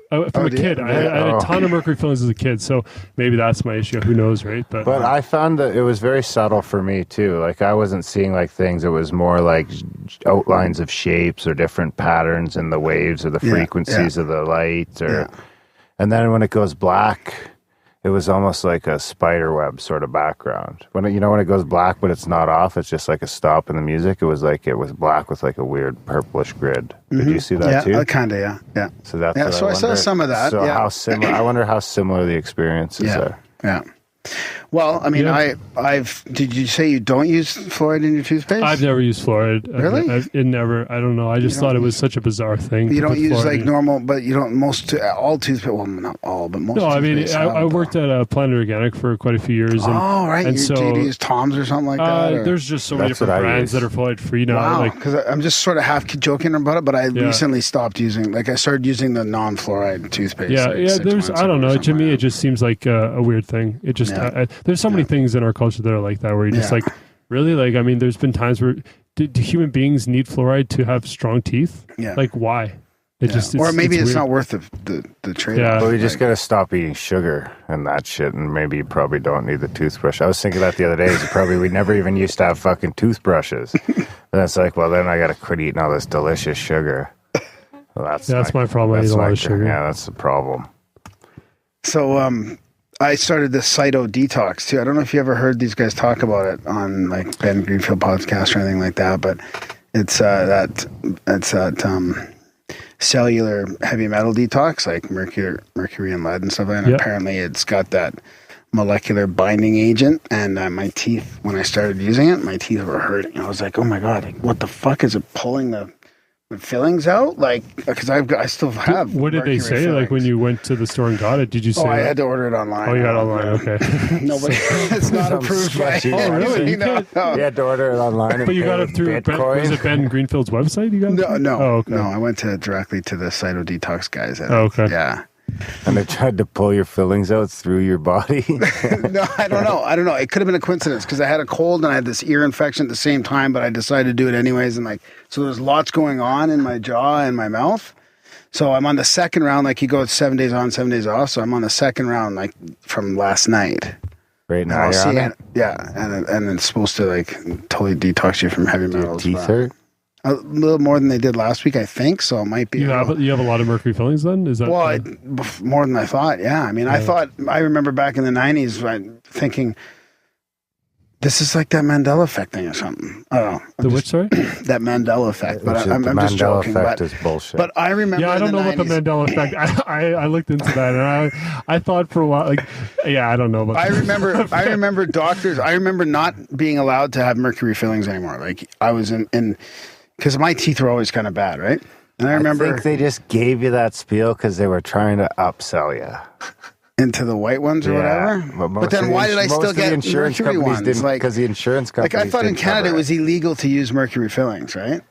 And I thought that everybody could get them replaced. Like the next time you go, the dentist replaces them, and then that's it. It's all good. Well, to go. And then I realized like I have all these fucking mercury fillings. When did they take fluoride out of the water in Calgary? Because I remember because Victoria, they've never had fluoride in the water. Do you notice a difference in your teeth? No, because I'm from Victoria, we've never had fluoride in the water. And then I remember moving out here. Actually, I was just kind of like, I was just kind of curious if they have fluoride here. Yeah. And you guys haven't had it here for a while, which is cool. So, I'm not sure. I wasn't here when that happened, but I just saw a news item about it saying that kids have worse teeth here because of that now. So people are trying to push back and put it back in. Huh. And the companies need a place to dump that extra fluoride. Yeah, the just waste toxic fluoride. Put in the water. Actually, we have fluoride-free toothpaste, and I still have a secret tube of Arm & Hammer up on the top of the medicine cabinet I pull out. Secret? What? I don't get it. I don't want the kids using it. Oh. So you're just giving the kids fluoride? No, I'm the only one who gets the fluoride. Oh, yeah. Oh, I have my fluoride toothpaste stashed up there. It's got the whitening and all that. It just seems better. I don't know. I have trouble. My teeth feel cleaner. It's the same with my wife has this nice organic mouthwash, like peppermint mouthwash, and I still have my Listerine. I like the burn. It's not doing it. It's not burning. Exactly. If it's burning, it's working. Yeah. So have you guys had any of your clients or yourselves have any interesting experiences in the tanks then? Well, I mean, Dustin's done some stuff in the pods more than we both have done a couple cool things in the pods as far as like you guys were talking about other things like substances. Yeah, I mean, right now I'm more experimenting with edibles. You know, I heard Joe talk about it quite a bit, and honestly, like I don't have much experience with weed at all. Like, I've kind of stayed away from it. Even coming from Victoria, still. Yeah, like just very briefly, like just always played sports, and just I didn't think that it was necessarily bad. It's just the circles that I ran in. Like I never really, I never really smoked it that much. But then, listening to Joe Rogan talk about edibles, I was like, well, man, like I could just have a brownie or a chocolate and kind of do it that way. And yeah, it's amazing. Like the difference between eating it and smoking it and just being able to remove all that external stimuli again and just kind of being in that complete darkness with your thoughts as high as you want to get. If you pound down a bunch of edibles, it can borderline on like a light mushroom trip sometimes. Oh, 100%. Yeah, 100%. And it's a little bit, it's a little bit different. Like I kind of equate it to like the beginning of a mushroom trip, kind of where you're like, okay, here we go. And you kind of get that almost like euphoria. But then I just find like I'm able to just think a little bit more clearly. Like sometimes like my thoughts on mushrooms, like I'll think I have a great idea or whatever, and I come back down from it. I was like, man, like, well, I just kind of like want to message everyone on Facebook and like call my grandma at like 2 a.m. because I haven't talked to her enough. So it's like, shit, no. And whereas with weed, it's a little bit more controlled. You kind of get maybe a little bit more out of it. Not necessarily more out of it, but just depending on what you want to get out of it, I find like it's a little bit different. Yeah. So easier to navigate the space. It's like less of a ride and more of like you can actually get in there and have a space where you can think and stuff. Yeah, you got to. Am I out again? No. Yeah, I don't think it's working. Must be the mic. I was gonna say just jokingly, like, don't break it again. Breaking the mics. Where is it? I thought we had one more.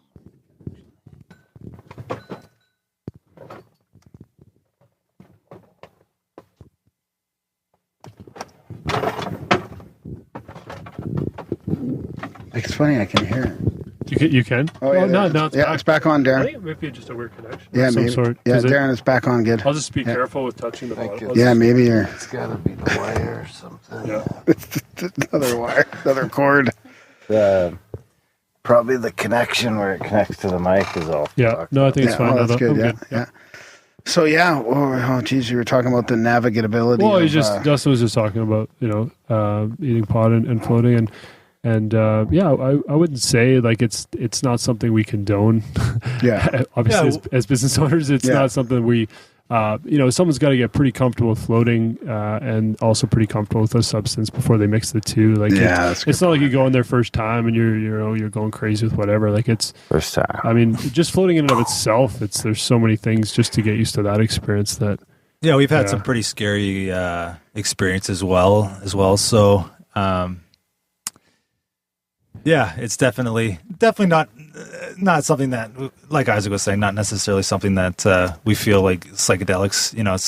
It's not a pairing that necessarily needs to happen. Yeah, I guess, right? It's a crazy thing. Especially not at your facility. No, we don't. But I mean, people, smoke a joint and go in there, and for some people, it just helps them relax. But these are people that have smoked it, every day or at least on a consistent basis, and they know exactly what's going to happen. Yeah. But the last thing that you want is someone to do a heroic dose of mushrooms and get in the tank and no one's freaked out though. Make like, a mess. We've had. We try to avoid it at all costs. We haven't had anyone with any issues. Luckily, we haven't had. Well, if I booked in for like 8 hours, we're gonna red flag that on the schedule. Then I'll keep an eye on this guy. I'll just come out all exhausted, all groggy after. Oh man! Or hopefully, you guys don't make me wait. They're like, "You gotta wait." I'm like, "Oh, fuck." Well, that's not. Yeah, I can only imagine like if I was trying to do that, in another float center, like just trying to time it and like try to just maintain.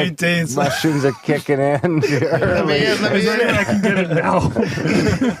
I'm peeking, man. I'm peeking. No, there's been a couple of times for sure where we've been explaining things before a float, and I'm just like, oh, this is a waste of time. They're not following anything I'm saying. Oh yeah, just with weed, right? They just want to float, and I'm just like, oh yeah, you put the earplugs in, the Vaseline helps with cuts, and they're just like, okay, no, these guys are just. They just want to float. The Vaseline is important. I will say that. Yeah. Make sure you do. Yeah, we have all that kind of thing. Like we have earplugs, we have Vaseline, we have neck pillows. So there's a lot of things like that do make a big difference. Like the neck is something that some people, it gets a little stiff for them the first time or two. They're kind of holding it because they don't realize how easily it is to float in there. Yeah. So the pillows, hold your pressure. So the pillows do help that quite a bit for certain people. Yeah. I do find that there's different levels of relaxation that you didn't even know you could get to, right? Like you're automatically kind of just tensing your muscles still, and you could like actually just really relax. It's insane. Like when you start hearing everything pop and open up, and you're like, damn. Yeah. I like kind of just ending all my sessions now with just like a good stretch. Right? Just stretching and breathing. Yeah. Man, like I can't wait for that. Yeah. I'm gonna have to go now. I want to get on some sort of a schedule so that I go like once a month at least or something like that, so I can get the hang of it. Yeah. So what are the new tanks like? So because you guys have really good, because compared to the tank I started in, it was like that was terrible. There's light. That's the That's pretty good. Is that the Primus one? Yeah, we've never seen that. We've heard a lot of people talking about it. You can really hear background noise out of it for sure. I remember like hearing someone coming in and doing something and leaving. Yeah. It's like, okay, hopefully they weren't taking my shit. Yeah. Yeah, we've heard some horror stories, some pretty funny stories from there. I won't necessarily go into it because I don't want to talk about another business, but I don't think they're doing it anymore anyways, but yeah. No, but it's another business still, but the ones that we're getting are rooms. So we'll have 4 rooms in the new one. And essentially, the best thing about rooms is they're just a little bit larger. You get that extra space. You can kind of sprawl out. You don't have to worry about hitting the sides. A lot of times you'll get into that kind of like trance, and you'll just be going deep, and then all of a sudden you hit the edge. You're like, damn it. Okay. Yeah. Oh, you don't hit the edge? Well, in a larger room, it's a lot harder to hit. It's a whole room. They're 8x6. It's a room. Yeah, it's a room with. So it's a whole different thing. It's actually probably a little bit smaller. The tank itself. Yeah, the tank itself. It's like this. Yeah, it's quite large. The studio. Yeah, because I mean the pods, like when you floated in, Graham, like that's only 4.5 feet wide. Now these are 6 feet wide, so 1.5 foot, difference width-wise, and they're longer, and they're also square instead of being a pod shape. So there's a lot more real estate in there to move around. Well, I remember it being that wide because I tried to go width-wise to get my head in front of the speaker because I was trying the music that time. Okay. And I was like, how come the sound's like going in and out? Like, and it would depend on where I was floating in the tank. Like I'd float towards the speaker, and ground can spin and so are these going to have different sound systems in there as well then? No, pretty much the same sound systems. It's the same manufacturer, so like he's upgraded the software and things. So there's going to be a few differences, and obviously, so it'll be pretty much the same sound system. Is it like a Bluetooth? You just can I hook my phone right up to it, or do you have to bring your music ahead of time? Yeah, you have to bring your music ahead of time. Just on a stick? People should just bring it on a stick. Yeah, exactly. Yeah. Yeah, I did this Monroe Institute journey, like this shamanic journey. It was fucking brilliant. There's 2 songs there where I got full shivers. Like it really affected me, like physically. It was really cool. Yeah, I can't believe how big they are. Like the one at Prima Messiah was constantly bouncing off the walls. Like it seemed like good. I was like, just there's not much space above your head either with those, right? Like, was it pretty close to your head? That I didn't notice too much, but I spent most of the time ping-ponging around off the walls for sure. Super distracting. Yeah, you got to go. I was playing. It was a game. By the end, it was like a game when I wasn't burning my eyes. 6x8 seems huge. Yeah. They're the biggest. I mean, they're the biggest and they're pretty much on the market. Biggest, right? Like you can't get anything bigger. So. What's the weirdest music request you've had so far? We don't actually hear people's music because they bring their own. So you don't. We don't know what. Well, I had. Well, we kind of asked her like what type of music, and she's like, I don't know, just top 40. I was kind of like, really? Like, that's good. That's true. We've had people ask if it's a radio. Usually it's like no top 40, right? But this one lady's like, I just top. I'm like. Okay. Are you sure? Yeah. Can you just throw on X92.9? Listen to commercials. It's gotta be. But I mean, I've gone in there like listening to Icaros, like something like that. You kind of feel like you're in the jungle. That would be good. Yeah. Like I just liked experimenting with it too, right? Just with like visualization, something that I'm kind of experimenting a little bit more now, and like mental training and. Just being able to listen to something like that and kind of feel yourself like almost in the jungle, like it's you can have some pretty cool intentional. That's like the coolest part. I think you could really play around with some different music and different sounds and stuff like that, and really have a cool experience. I think. Yeah. A couple of our friends have probably experimented more than we have, like holotropic breathing and the light. We got to get the light in the tank. I just feel like if you had the light experience and then you go in for a float, it's just like all you're gonna see is that flashing light the whole time, which is okay. Yeah, if anything, it would be a float first. But the thing is that the light, certain programs are not relaxing necessarily, right? They're just visual. Other programs are relaxing because they're affecting your brainwaves. So I don't think that they're really. I think what's next. I mean, Duncan Trussell was experimenting with virtual reality, like in the pod. Yeah. So there's a float center down in Pasadena, like Just Float. And him and Zach Leary were testing out virtual reality inside the pod. Yeah. And I didn't hear him talk too much about it after his experience, but it's something that's interesting. The light kind of gave me almost an augmented reality sort of feel. And actually, at times, I felt like I was in like a 1980s video game. And like an Infinite Runner or something like that. Yeah, I could see how that could be maybe exploited somehow. I think that it would still help with your body because it relaxes the body. Like when I was doing the light thing there, and I had feelings in my back and my legs, like it was on sort of like the blanket on the ground. But I think if I was in a tank, I was in a tank in the pod and with the light, I think that would intensify it. I think it'd be good. Maybe if you did it afterwards, like if you floated for 40 minutes and then did the light. Then you did the lights, like inside the pod. I think that's the way to go. I couldn't do it in the beginning. Oh, I see what you mean. Yeah, that might be good. Yeah. Get really comfortable in there, and then you don't even want to. The bass pounds in and. Well, a lot of people say that because like a lot of people say that they. They don't originally want music. They'll get in there, they'll start floating, and then at the end of the float, we'll use music to indicate the float's done. Yeah. But once people have had 90 minutes of quiet, they're like, "Wow, that music sounded so amazing." Yeah. I'm just like, "Well, it's just regular music," but your senses were ready for input, I guess, right? Yeah. So, I mean, I think you could do that with anything, right? I'm going to make a mixtape before I go. So nice mix. So the light, before I forget, is that light, like we were talking about, you're one of the few people that I know that know about Jack Cruise's work and all that with light and water and magnetism and everything. And the dangers of us getting too much blue light. Yeah, that's probably really bad to actually do the light at night. Is it blue light though? If it's an LED, right? So I mean, with Jack Cruise, he talks. He's big on the idea of blue light and how it impacts the pineal glands, releasing melatonin, right? So it's going to cause people not to sleep as well. So blue light in our culture is a huge issue because normally in nature you don't get blue light at night. You wouldn't get it. And so it tells our brain it's the middle of the day, and it tells our brain it's the middle of the summer. So it throws off our circadian biology. And that's the thing about light that is kind of a blind spot in our culture because everyone uses light. I mean, we're not going to go to bed in the winter in Calgary at 5. It's not in our culture. It's just not something we would do. So I mean, light is just a fact that it's kind of everywhere, and people don't necessarily realize the impact it's having on our health. So that light device that we the LEDs use blue light. Yeah, I don't know if it's blue light or not. It's LEDs. I would be surprised if it was. It seems pretty blue. I wouldn't be surprised if they took that out. Yeah, but I felt like it was penetrating the inner reaches of the back of my head. Yeah, so I mean, I don't know. Jack Cruise actually, I don't know if you've seen some of his stuff, but he has these orange glasses. Yeah. Oh yeah, I'm gonna buy a set. I'm gonna buy a set. So next time you do the lights, you can get some orange glasses. I was thinking that. Just block the blue stuff. I bought some for my wife. I own a pair. I bought. You can get them now. They look just like regular, nice little reading glasses. I bought my wife. That's what Isaac thought too. He ordered them. I got some, and I wore them.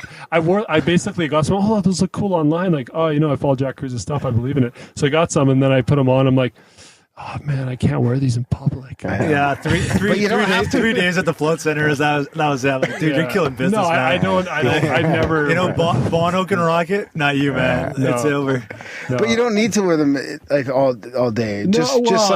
Just like when there's no customers around. No, I'm just kidding. What I usually do is I turn off the overhead lights. Because we have some really bright lights. But I mean, the thing is, like, it's what's practical and then what's reality.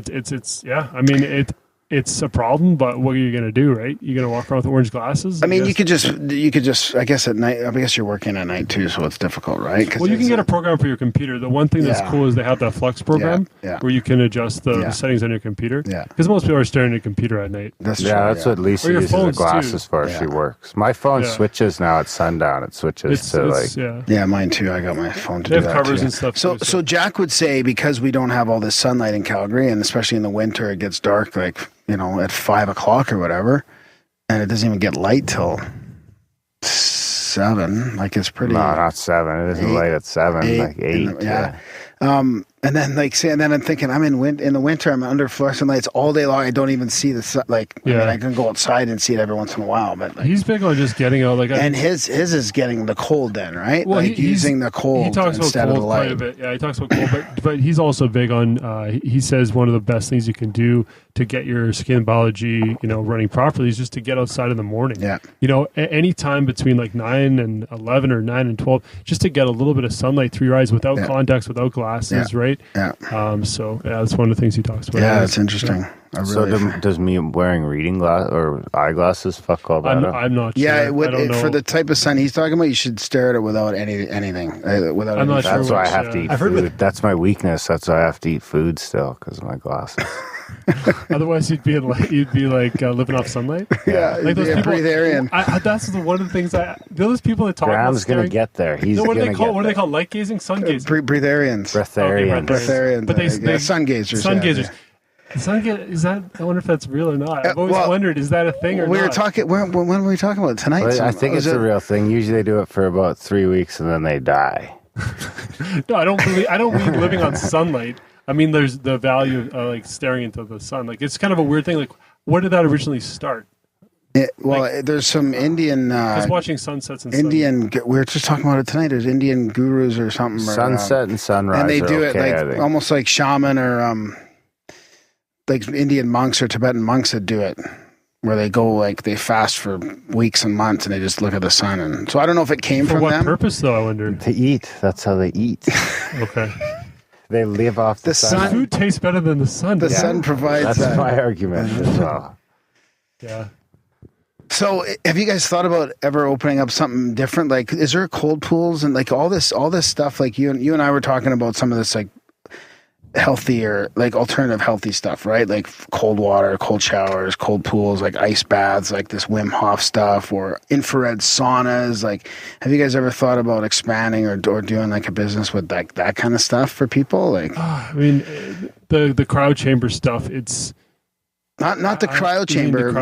Well, yeah, okay, you could do that for sure. But I was thinking more of just natural, like structured water pools. Like, I've been obsessed with this idea lately, where we need somewhere to go where there's like filtered water over crystals to restructure it, and a cold water pool that you can dip in for like a half hour after being like in an infrared sauna or something. Like, when are we going to have those places to go to? Just like a healthy and I don't know. We're here to make your dream happen. Let's do it. So, do you know what I mean? With no blue lights, with a gym that's outside, so you can work out in the outside. Isn't that what nature is? Yeah. No, I mean, but we want it in the city. Nature in the city. That's nature, though. That's just getting outside. I think that's one of the things we overthink things a lot. Yeah. Oh yeah, we love to. Yeah. Yeah, make things more complicated. Yeah, I don't know. Like, for us personally, like just with floating in itself, when we first came to Calgary 2 years ago, it was so fringe.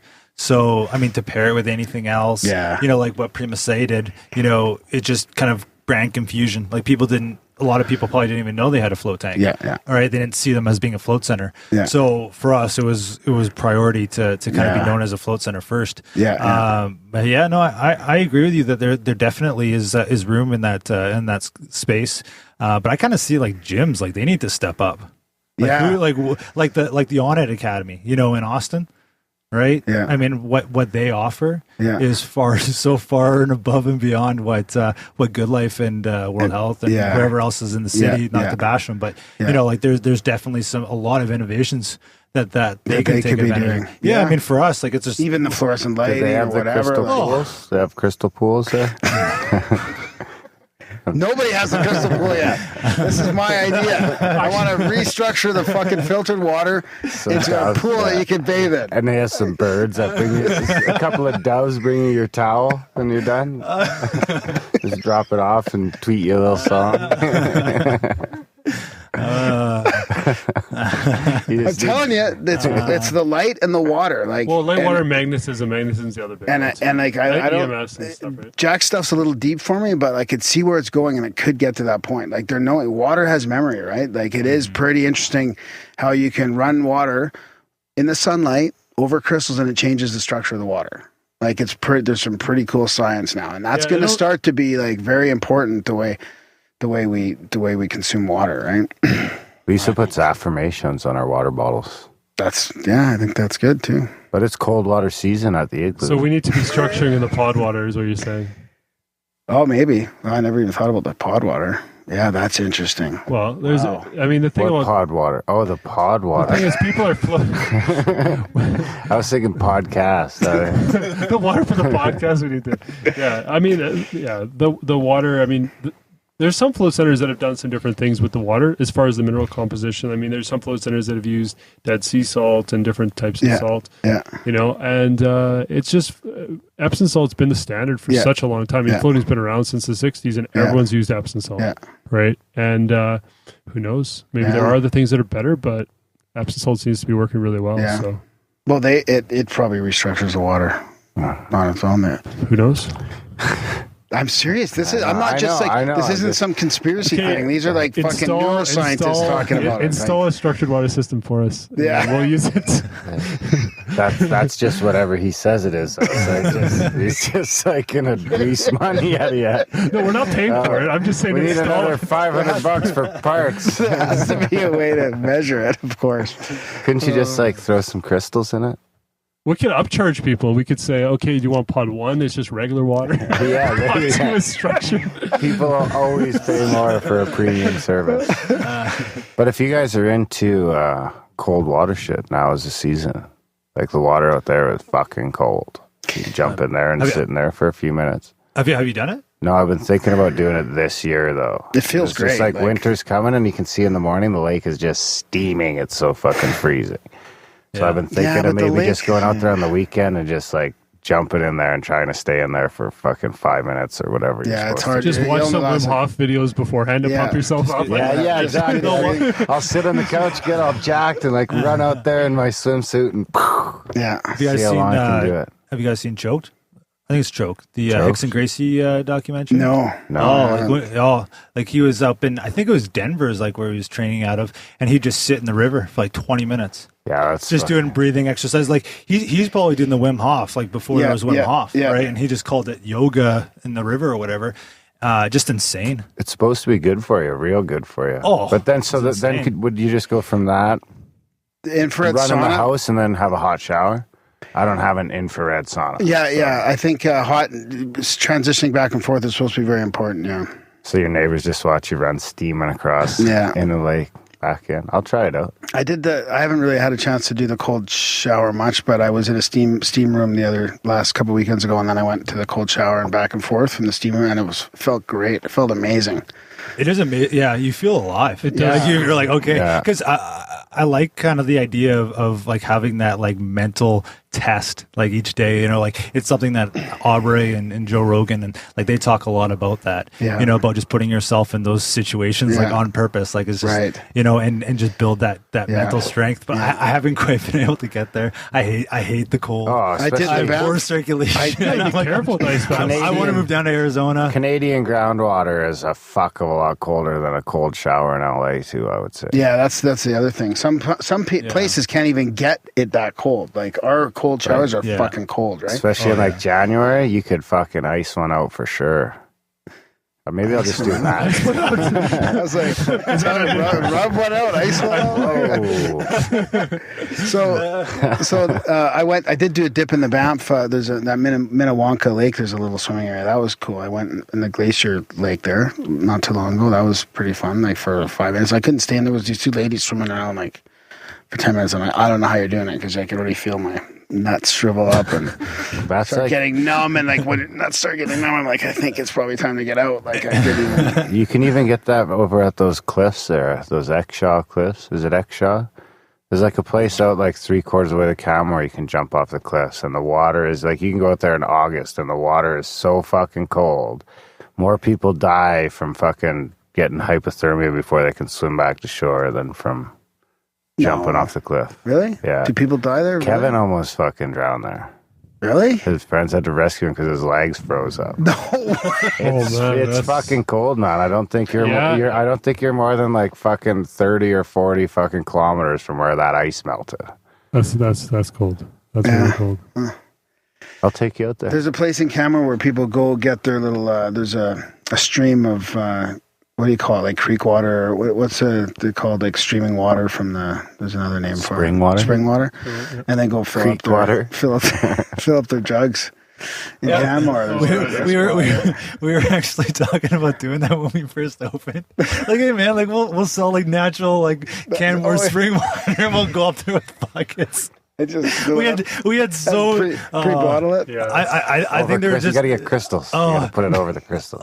There's so many days where we were just so sleep deprived, and we come up with these ideas, and then we'd sleep for 4 hours and go, "Fuck, what were we thinking?" It's amazing to look back on ideas you think that were good in the past. So you guys knew each other in Victoria, and we've been friends for a really long time. Like we knew each other since grade 5. Oh, we wow! Same school, and also Dustin's older brother Josh was another one of my friends, and yeah, we knew each other for a very long time. And then you actually decided to, did the float thing was first, and then you decided to move to Calgary to do that after. Well, we started in Victoria. I was at UVic, and then I was at an accounting firm for a few months there.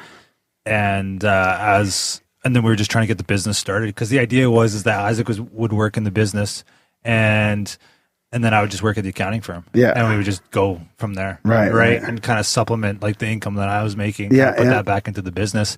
But it just didn't, like we said, it just didn't work out. So we kind of had a decision, like we were either going to just not do it at all or we were going to have to move.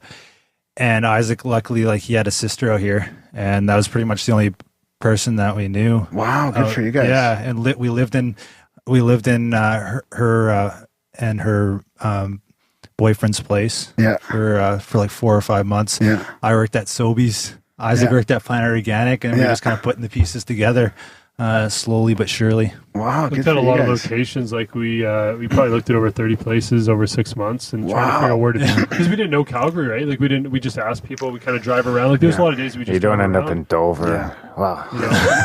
We looked at all sorts of places, like all on the Cloud Trail and stuff, and No, you guys got a sweet location. That's pretty well. Yeah, pretty well the best spot. Well, we got so lucky, and you think like when you start a business that like you choose the location.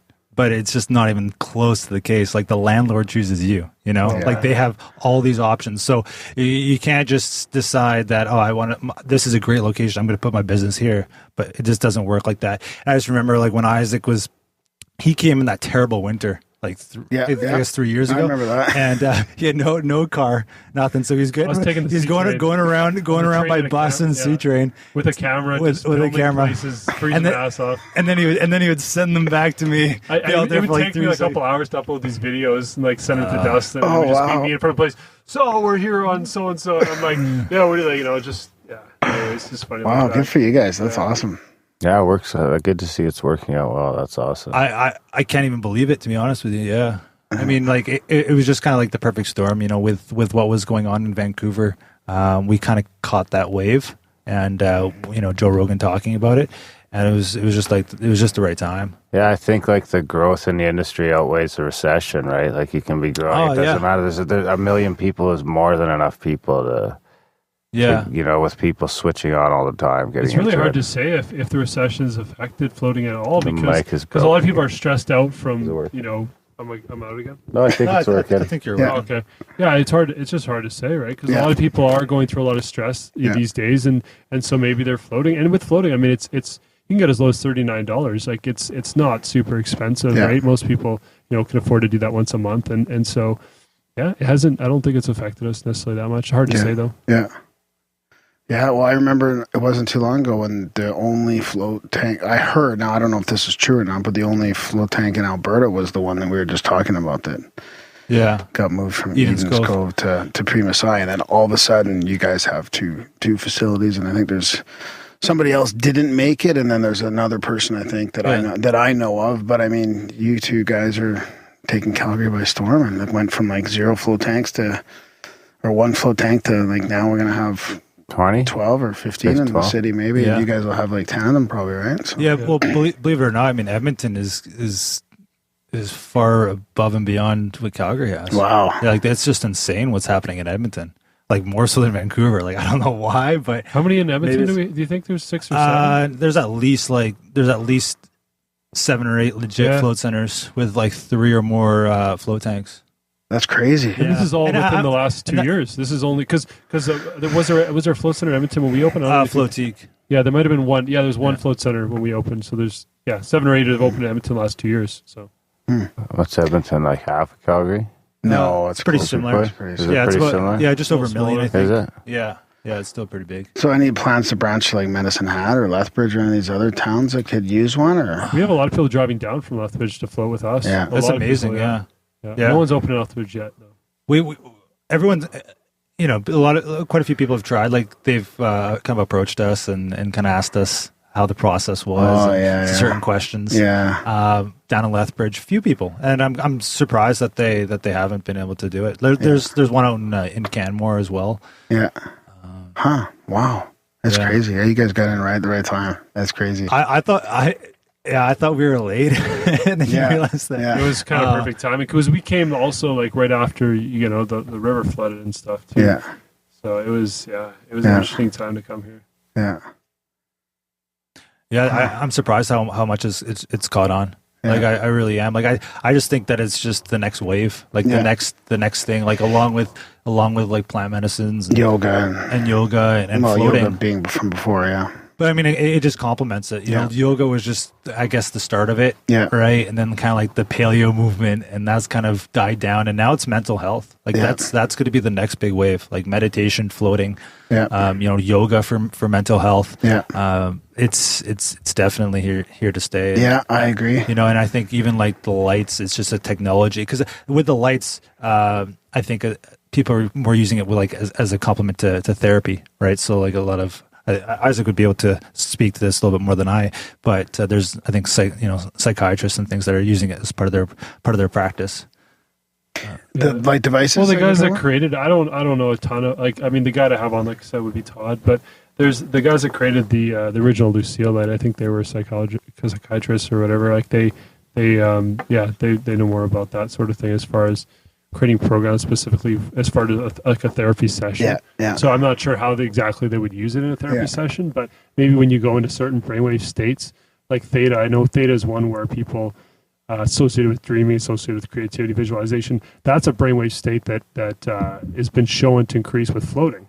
Right. So I mean, I guess with the lights, you could maybe get some of those same effects, and then repress, whatever psychological or emotional stuff might come up. Same with a psychedelic. I mean, anytime you're firing different neurons in the brain and you're causing different pathways to occur, stuff can maybe come to the surface that you're normally subconsciously not necessarily aware of. Yeah. And then if you had a person there that was trained, to deal with that and help someone through that, I could see that being beneficial. Actually, one quick story. We did have a guy that came through the lights at the Float Center, and that day he actually had gone through a breakup. And so he actually called to cancel his appointment with the lights. And I said to him, I just said, just come and do it. Yeah. It's going to distract you. Just come and do it. It's a really cool thing. Come and do it. He came to do it, and he was smiling after the lights. And he said like, he came in, he would look like crap. Like he's just gone through a breakup. And he just basically said like, for that brief 30 minutes, I was distracted. I couldn't think about anything else. Yeah. So, maybe potentially there is some benefit therapeutically with that. Who knows? Well, just like the psychedelics, like you said, that's going to be huge too. Like there's all kinds of, ibogaine treatment and psilocybin for, all kinds of PTSD and addiction now and all that. I mean, that's going to be part of this whole thing, I think. The psychedelics and the floating and the meditation. I think the psychedelics are a generation away yet. Oh, I don't think so. I don't know if I should say the what, but I don't think my parents are going to hear this. But there's certain family members in my family that I'm surprised that have dabbled in psychedelics, and it's very interesting. It's like both Isaac and I were raised extremely conservative. We went to Christian schools.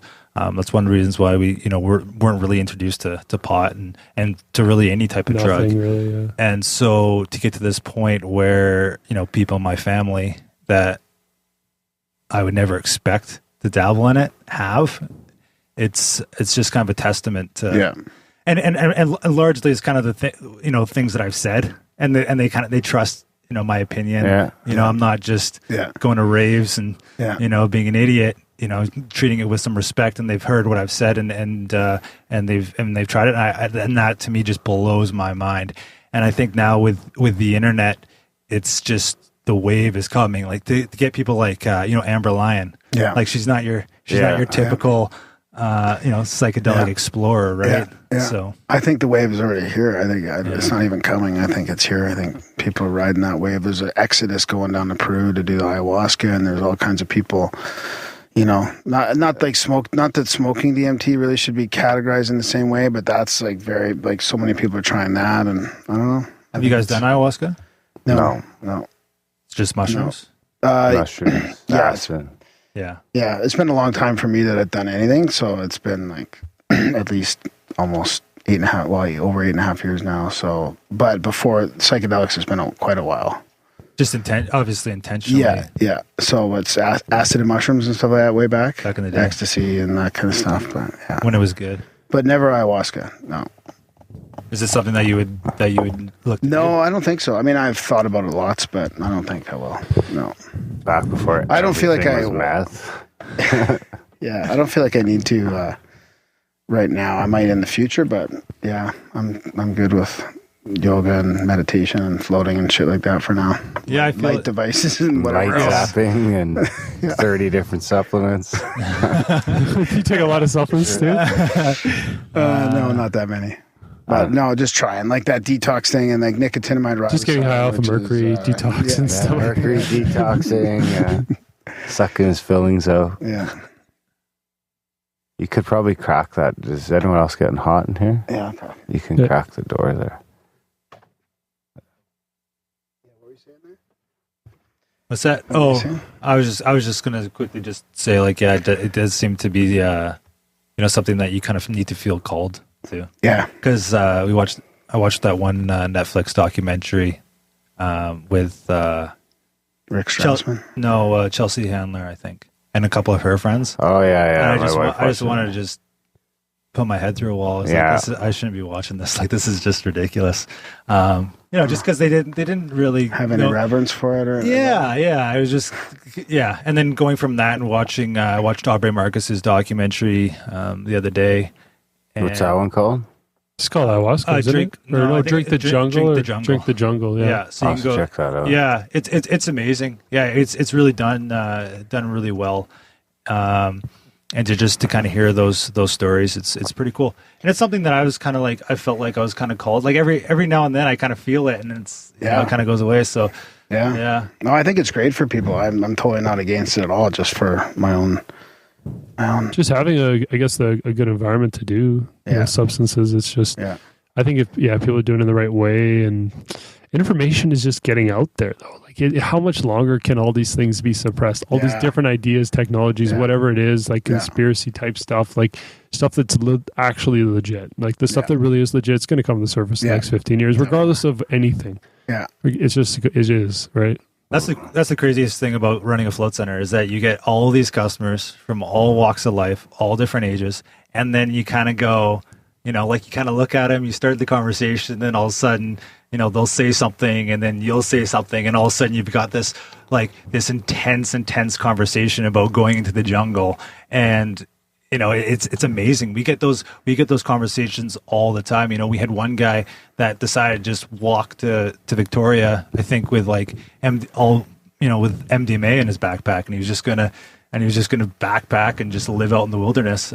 And you get some characters. It's like the full pods are like a tractor for cool and interesting and different people. It's bizarre. We get all types though. I mean, we get some mainstream people coming. We had the guy from who's the guy that does Dragon's Den?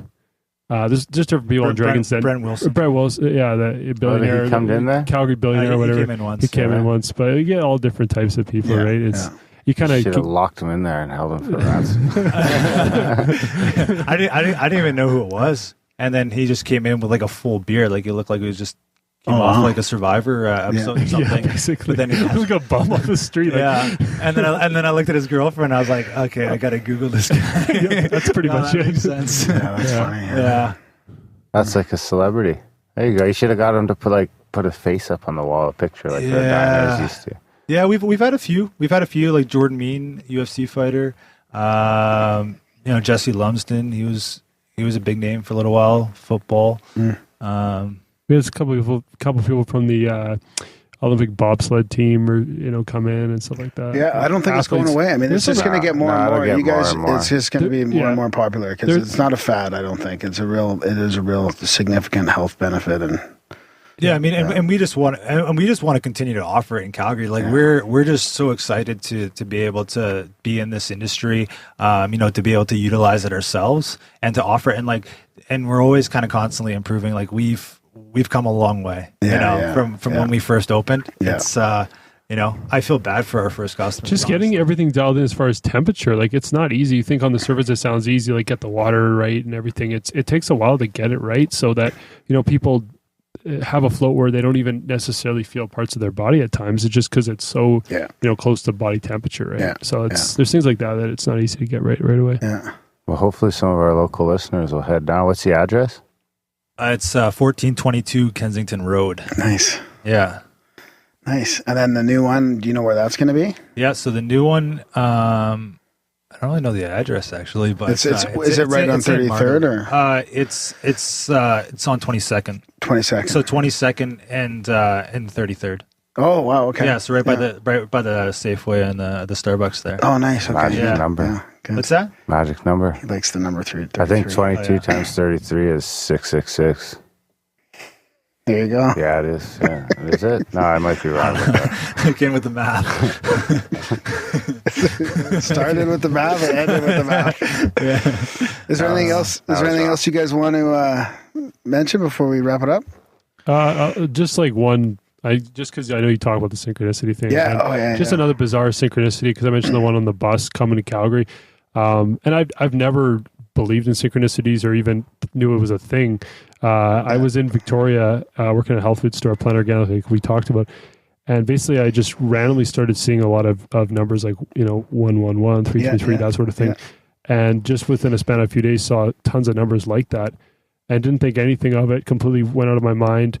And then coming to Calgary, we looked at about 30 locations, like I said.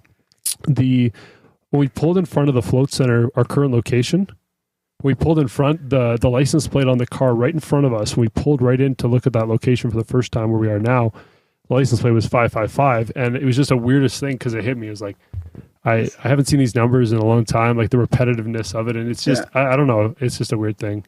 It's hard, you talk about it and it sounds bizarre, but when you kind of, in your mind, you get it. Yeah. It's just it's a weird thing. Well, we get it every time. We talk about it every show, and I totally know what you mean. It's like, it's a personal thing. And it's only happened a few times. The first one was a good one.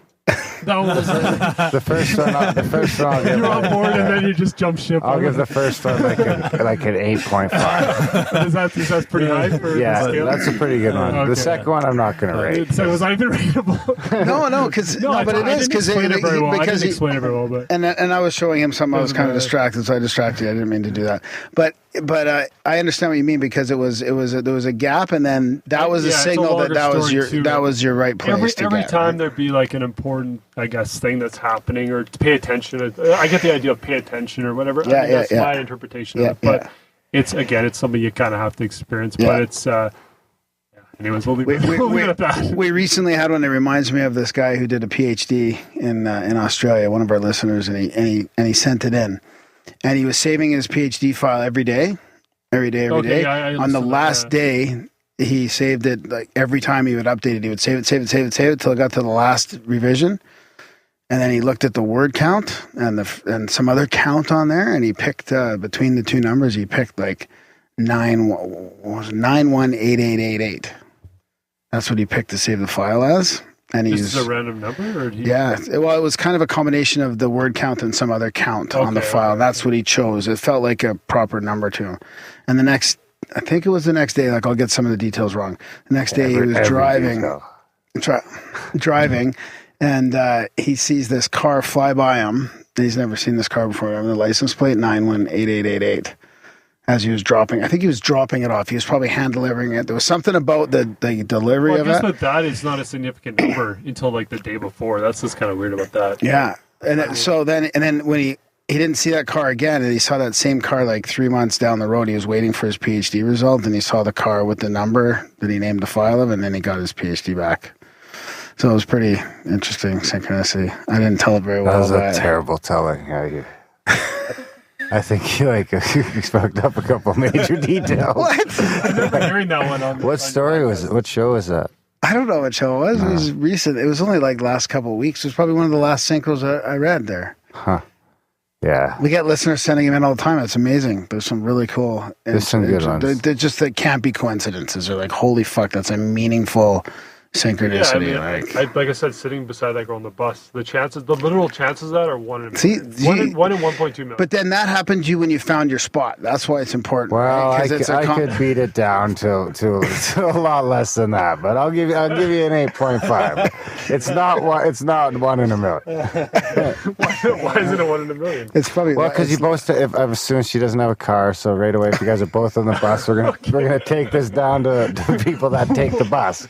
So right away we're down to probably out of those 1,250,000 of them are kids, so those are going to be gone right away. Another 250,000 of them are. But she's also going to Calgary. What are the chances someone goes to Calgary not being in Calgary? That's true. Yeah, it's on astronomical. The same day and bus, same time. Astronomical, and it's about the path these guys are on in their business. Like that's where you miss some. I think the odds are better than dying skydiving. No, worse than dying skydiving. Yeah. No, Grandma you missed the depth. Skydiving before that happens again. Yeah. You'll see. I gave it an 8.5. Yeah, I know, that's pretty good. Yeah. There's not many that get over 8.5. That's like in the top 10, I would say, all time. Yeah. That's pretty good. Right on. And I'm fairly harsh. Yeah. Usually. Yeah. I'm the defender of the synchro usually, and he's the realist. Yeah. So thanks for coming on, guys. Yeah, no, thanks so much. Yeah, it was awesome. Yeah, thanks for doing the light thing there. Hopefully I can sleep okay. Yeah. I'm hoping for some lucid dreams. Like I could. Last time I had pretty clear dreams, like more clear descriptive dreams. So is this what led to the business idea dreams the night before? No. No, okay. No, that was just a good workout and some yoga. Okay. I was looking forward to maybe some more business ideas. I shouldn't have even said it on here because now somebody's gonna open up the fucking Crystal Palace with the pools and crystalline water pools are coming with the doves. You got to start training some doves. We got this.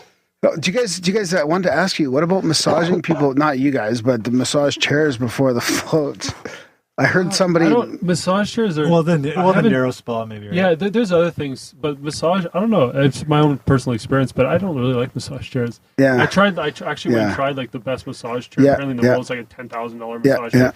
And I didn't like it. Yeah, it was not the same as getting a massage, I guess. And yeah, I know what you mean. The kids, I have sometimes I wonder like they'll get there though. I mean, I think in 5-10 years, with technology, I'm assuming they're going to eventually create massage chairs that are really good. But even the best ones now, I know. Even when I'm getting my nails done, sometimes the chair, I think it's doing more damage than good. Sometimes in those places, I wonder like, you sit in the massage chair and it's bad. Like I'm like. Sometimes it feels okay, but I think they're pretty bad for you sometimes. The chair, they're getting the nails done. The massage chair that you sit in. Isn't it a pedicure? Is that what they call that? Yeah. Or is that a manicure? It's both. Okay. I think that's about a good note to wrap it up on. Right on. Yeah. All right. Well, thanks, guys. Yeah, thanks a lot. Yeah, if you're in Calgary, check out. We do have quite a bit of local listeners, so head down. Okay. Yeah, I'll put links in the show notes and all that, and hopefully some people check you out. Don't listen to Top 40 in the tank. No. Please. Yeah. Don't pee in the tank. And you got to go back too soon, Darren. I need to go back. I'm going to go more regularly for sure, yeah. I need to go. Right on. Thanks.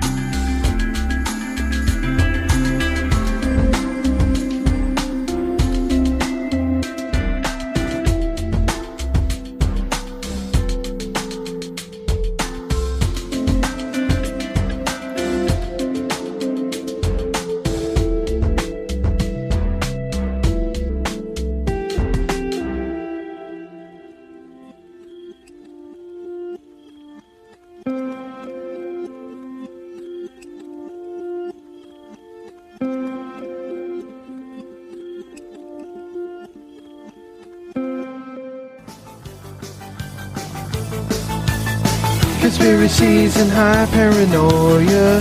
Here comes another show for ya. They're the kings of Grimerica. They're the kings of Grimerica. Everybody listen to Darren and Graham.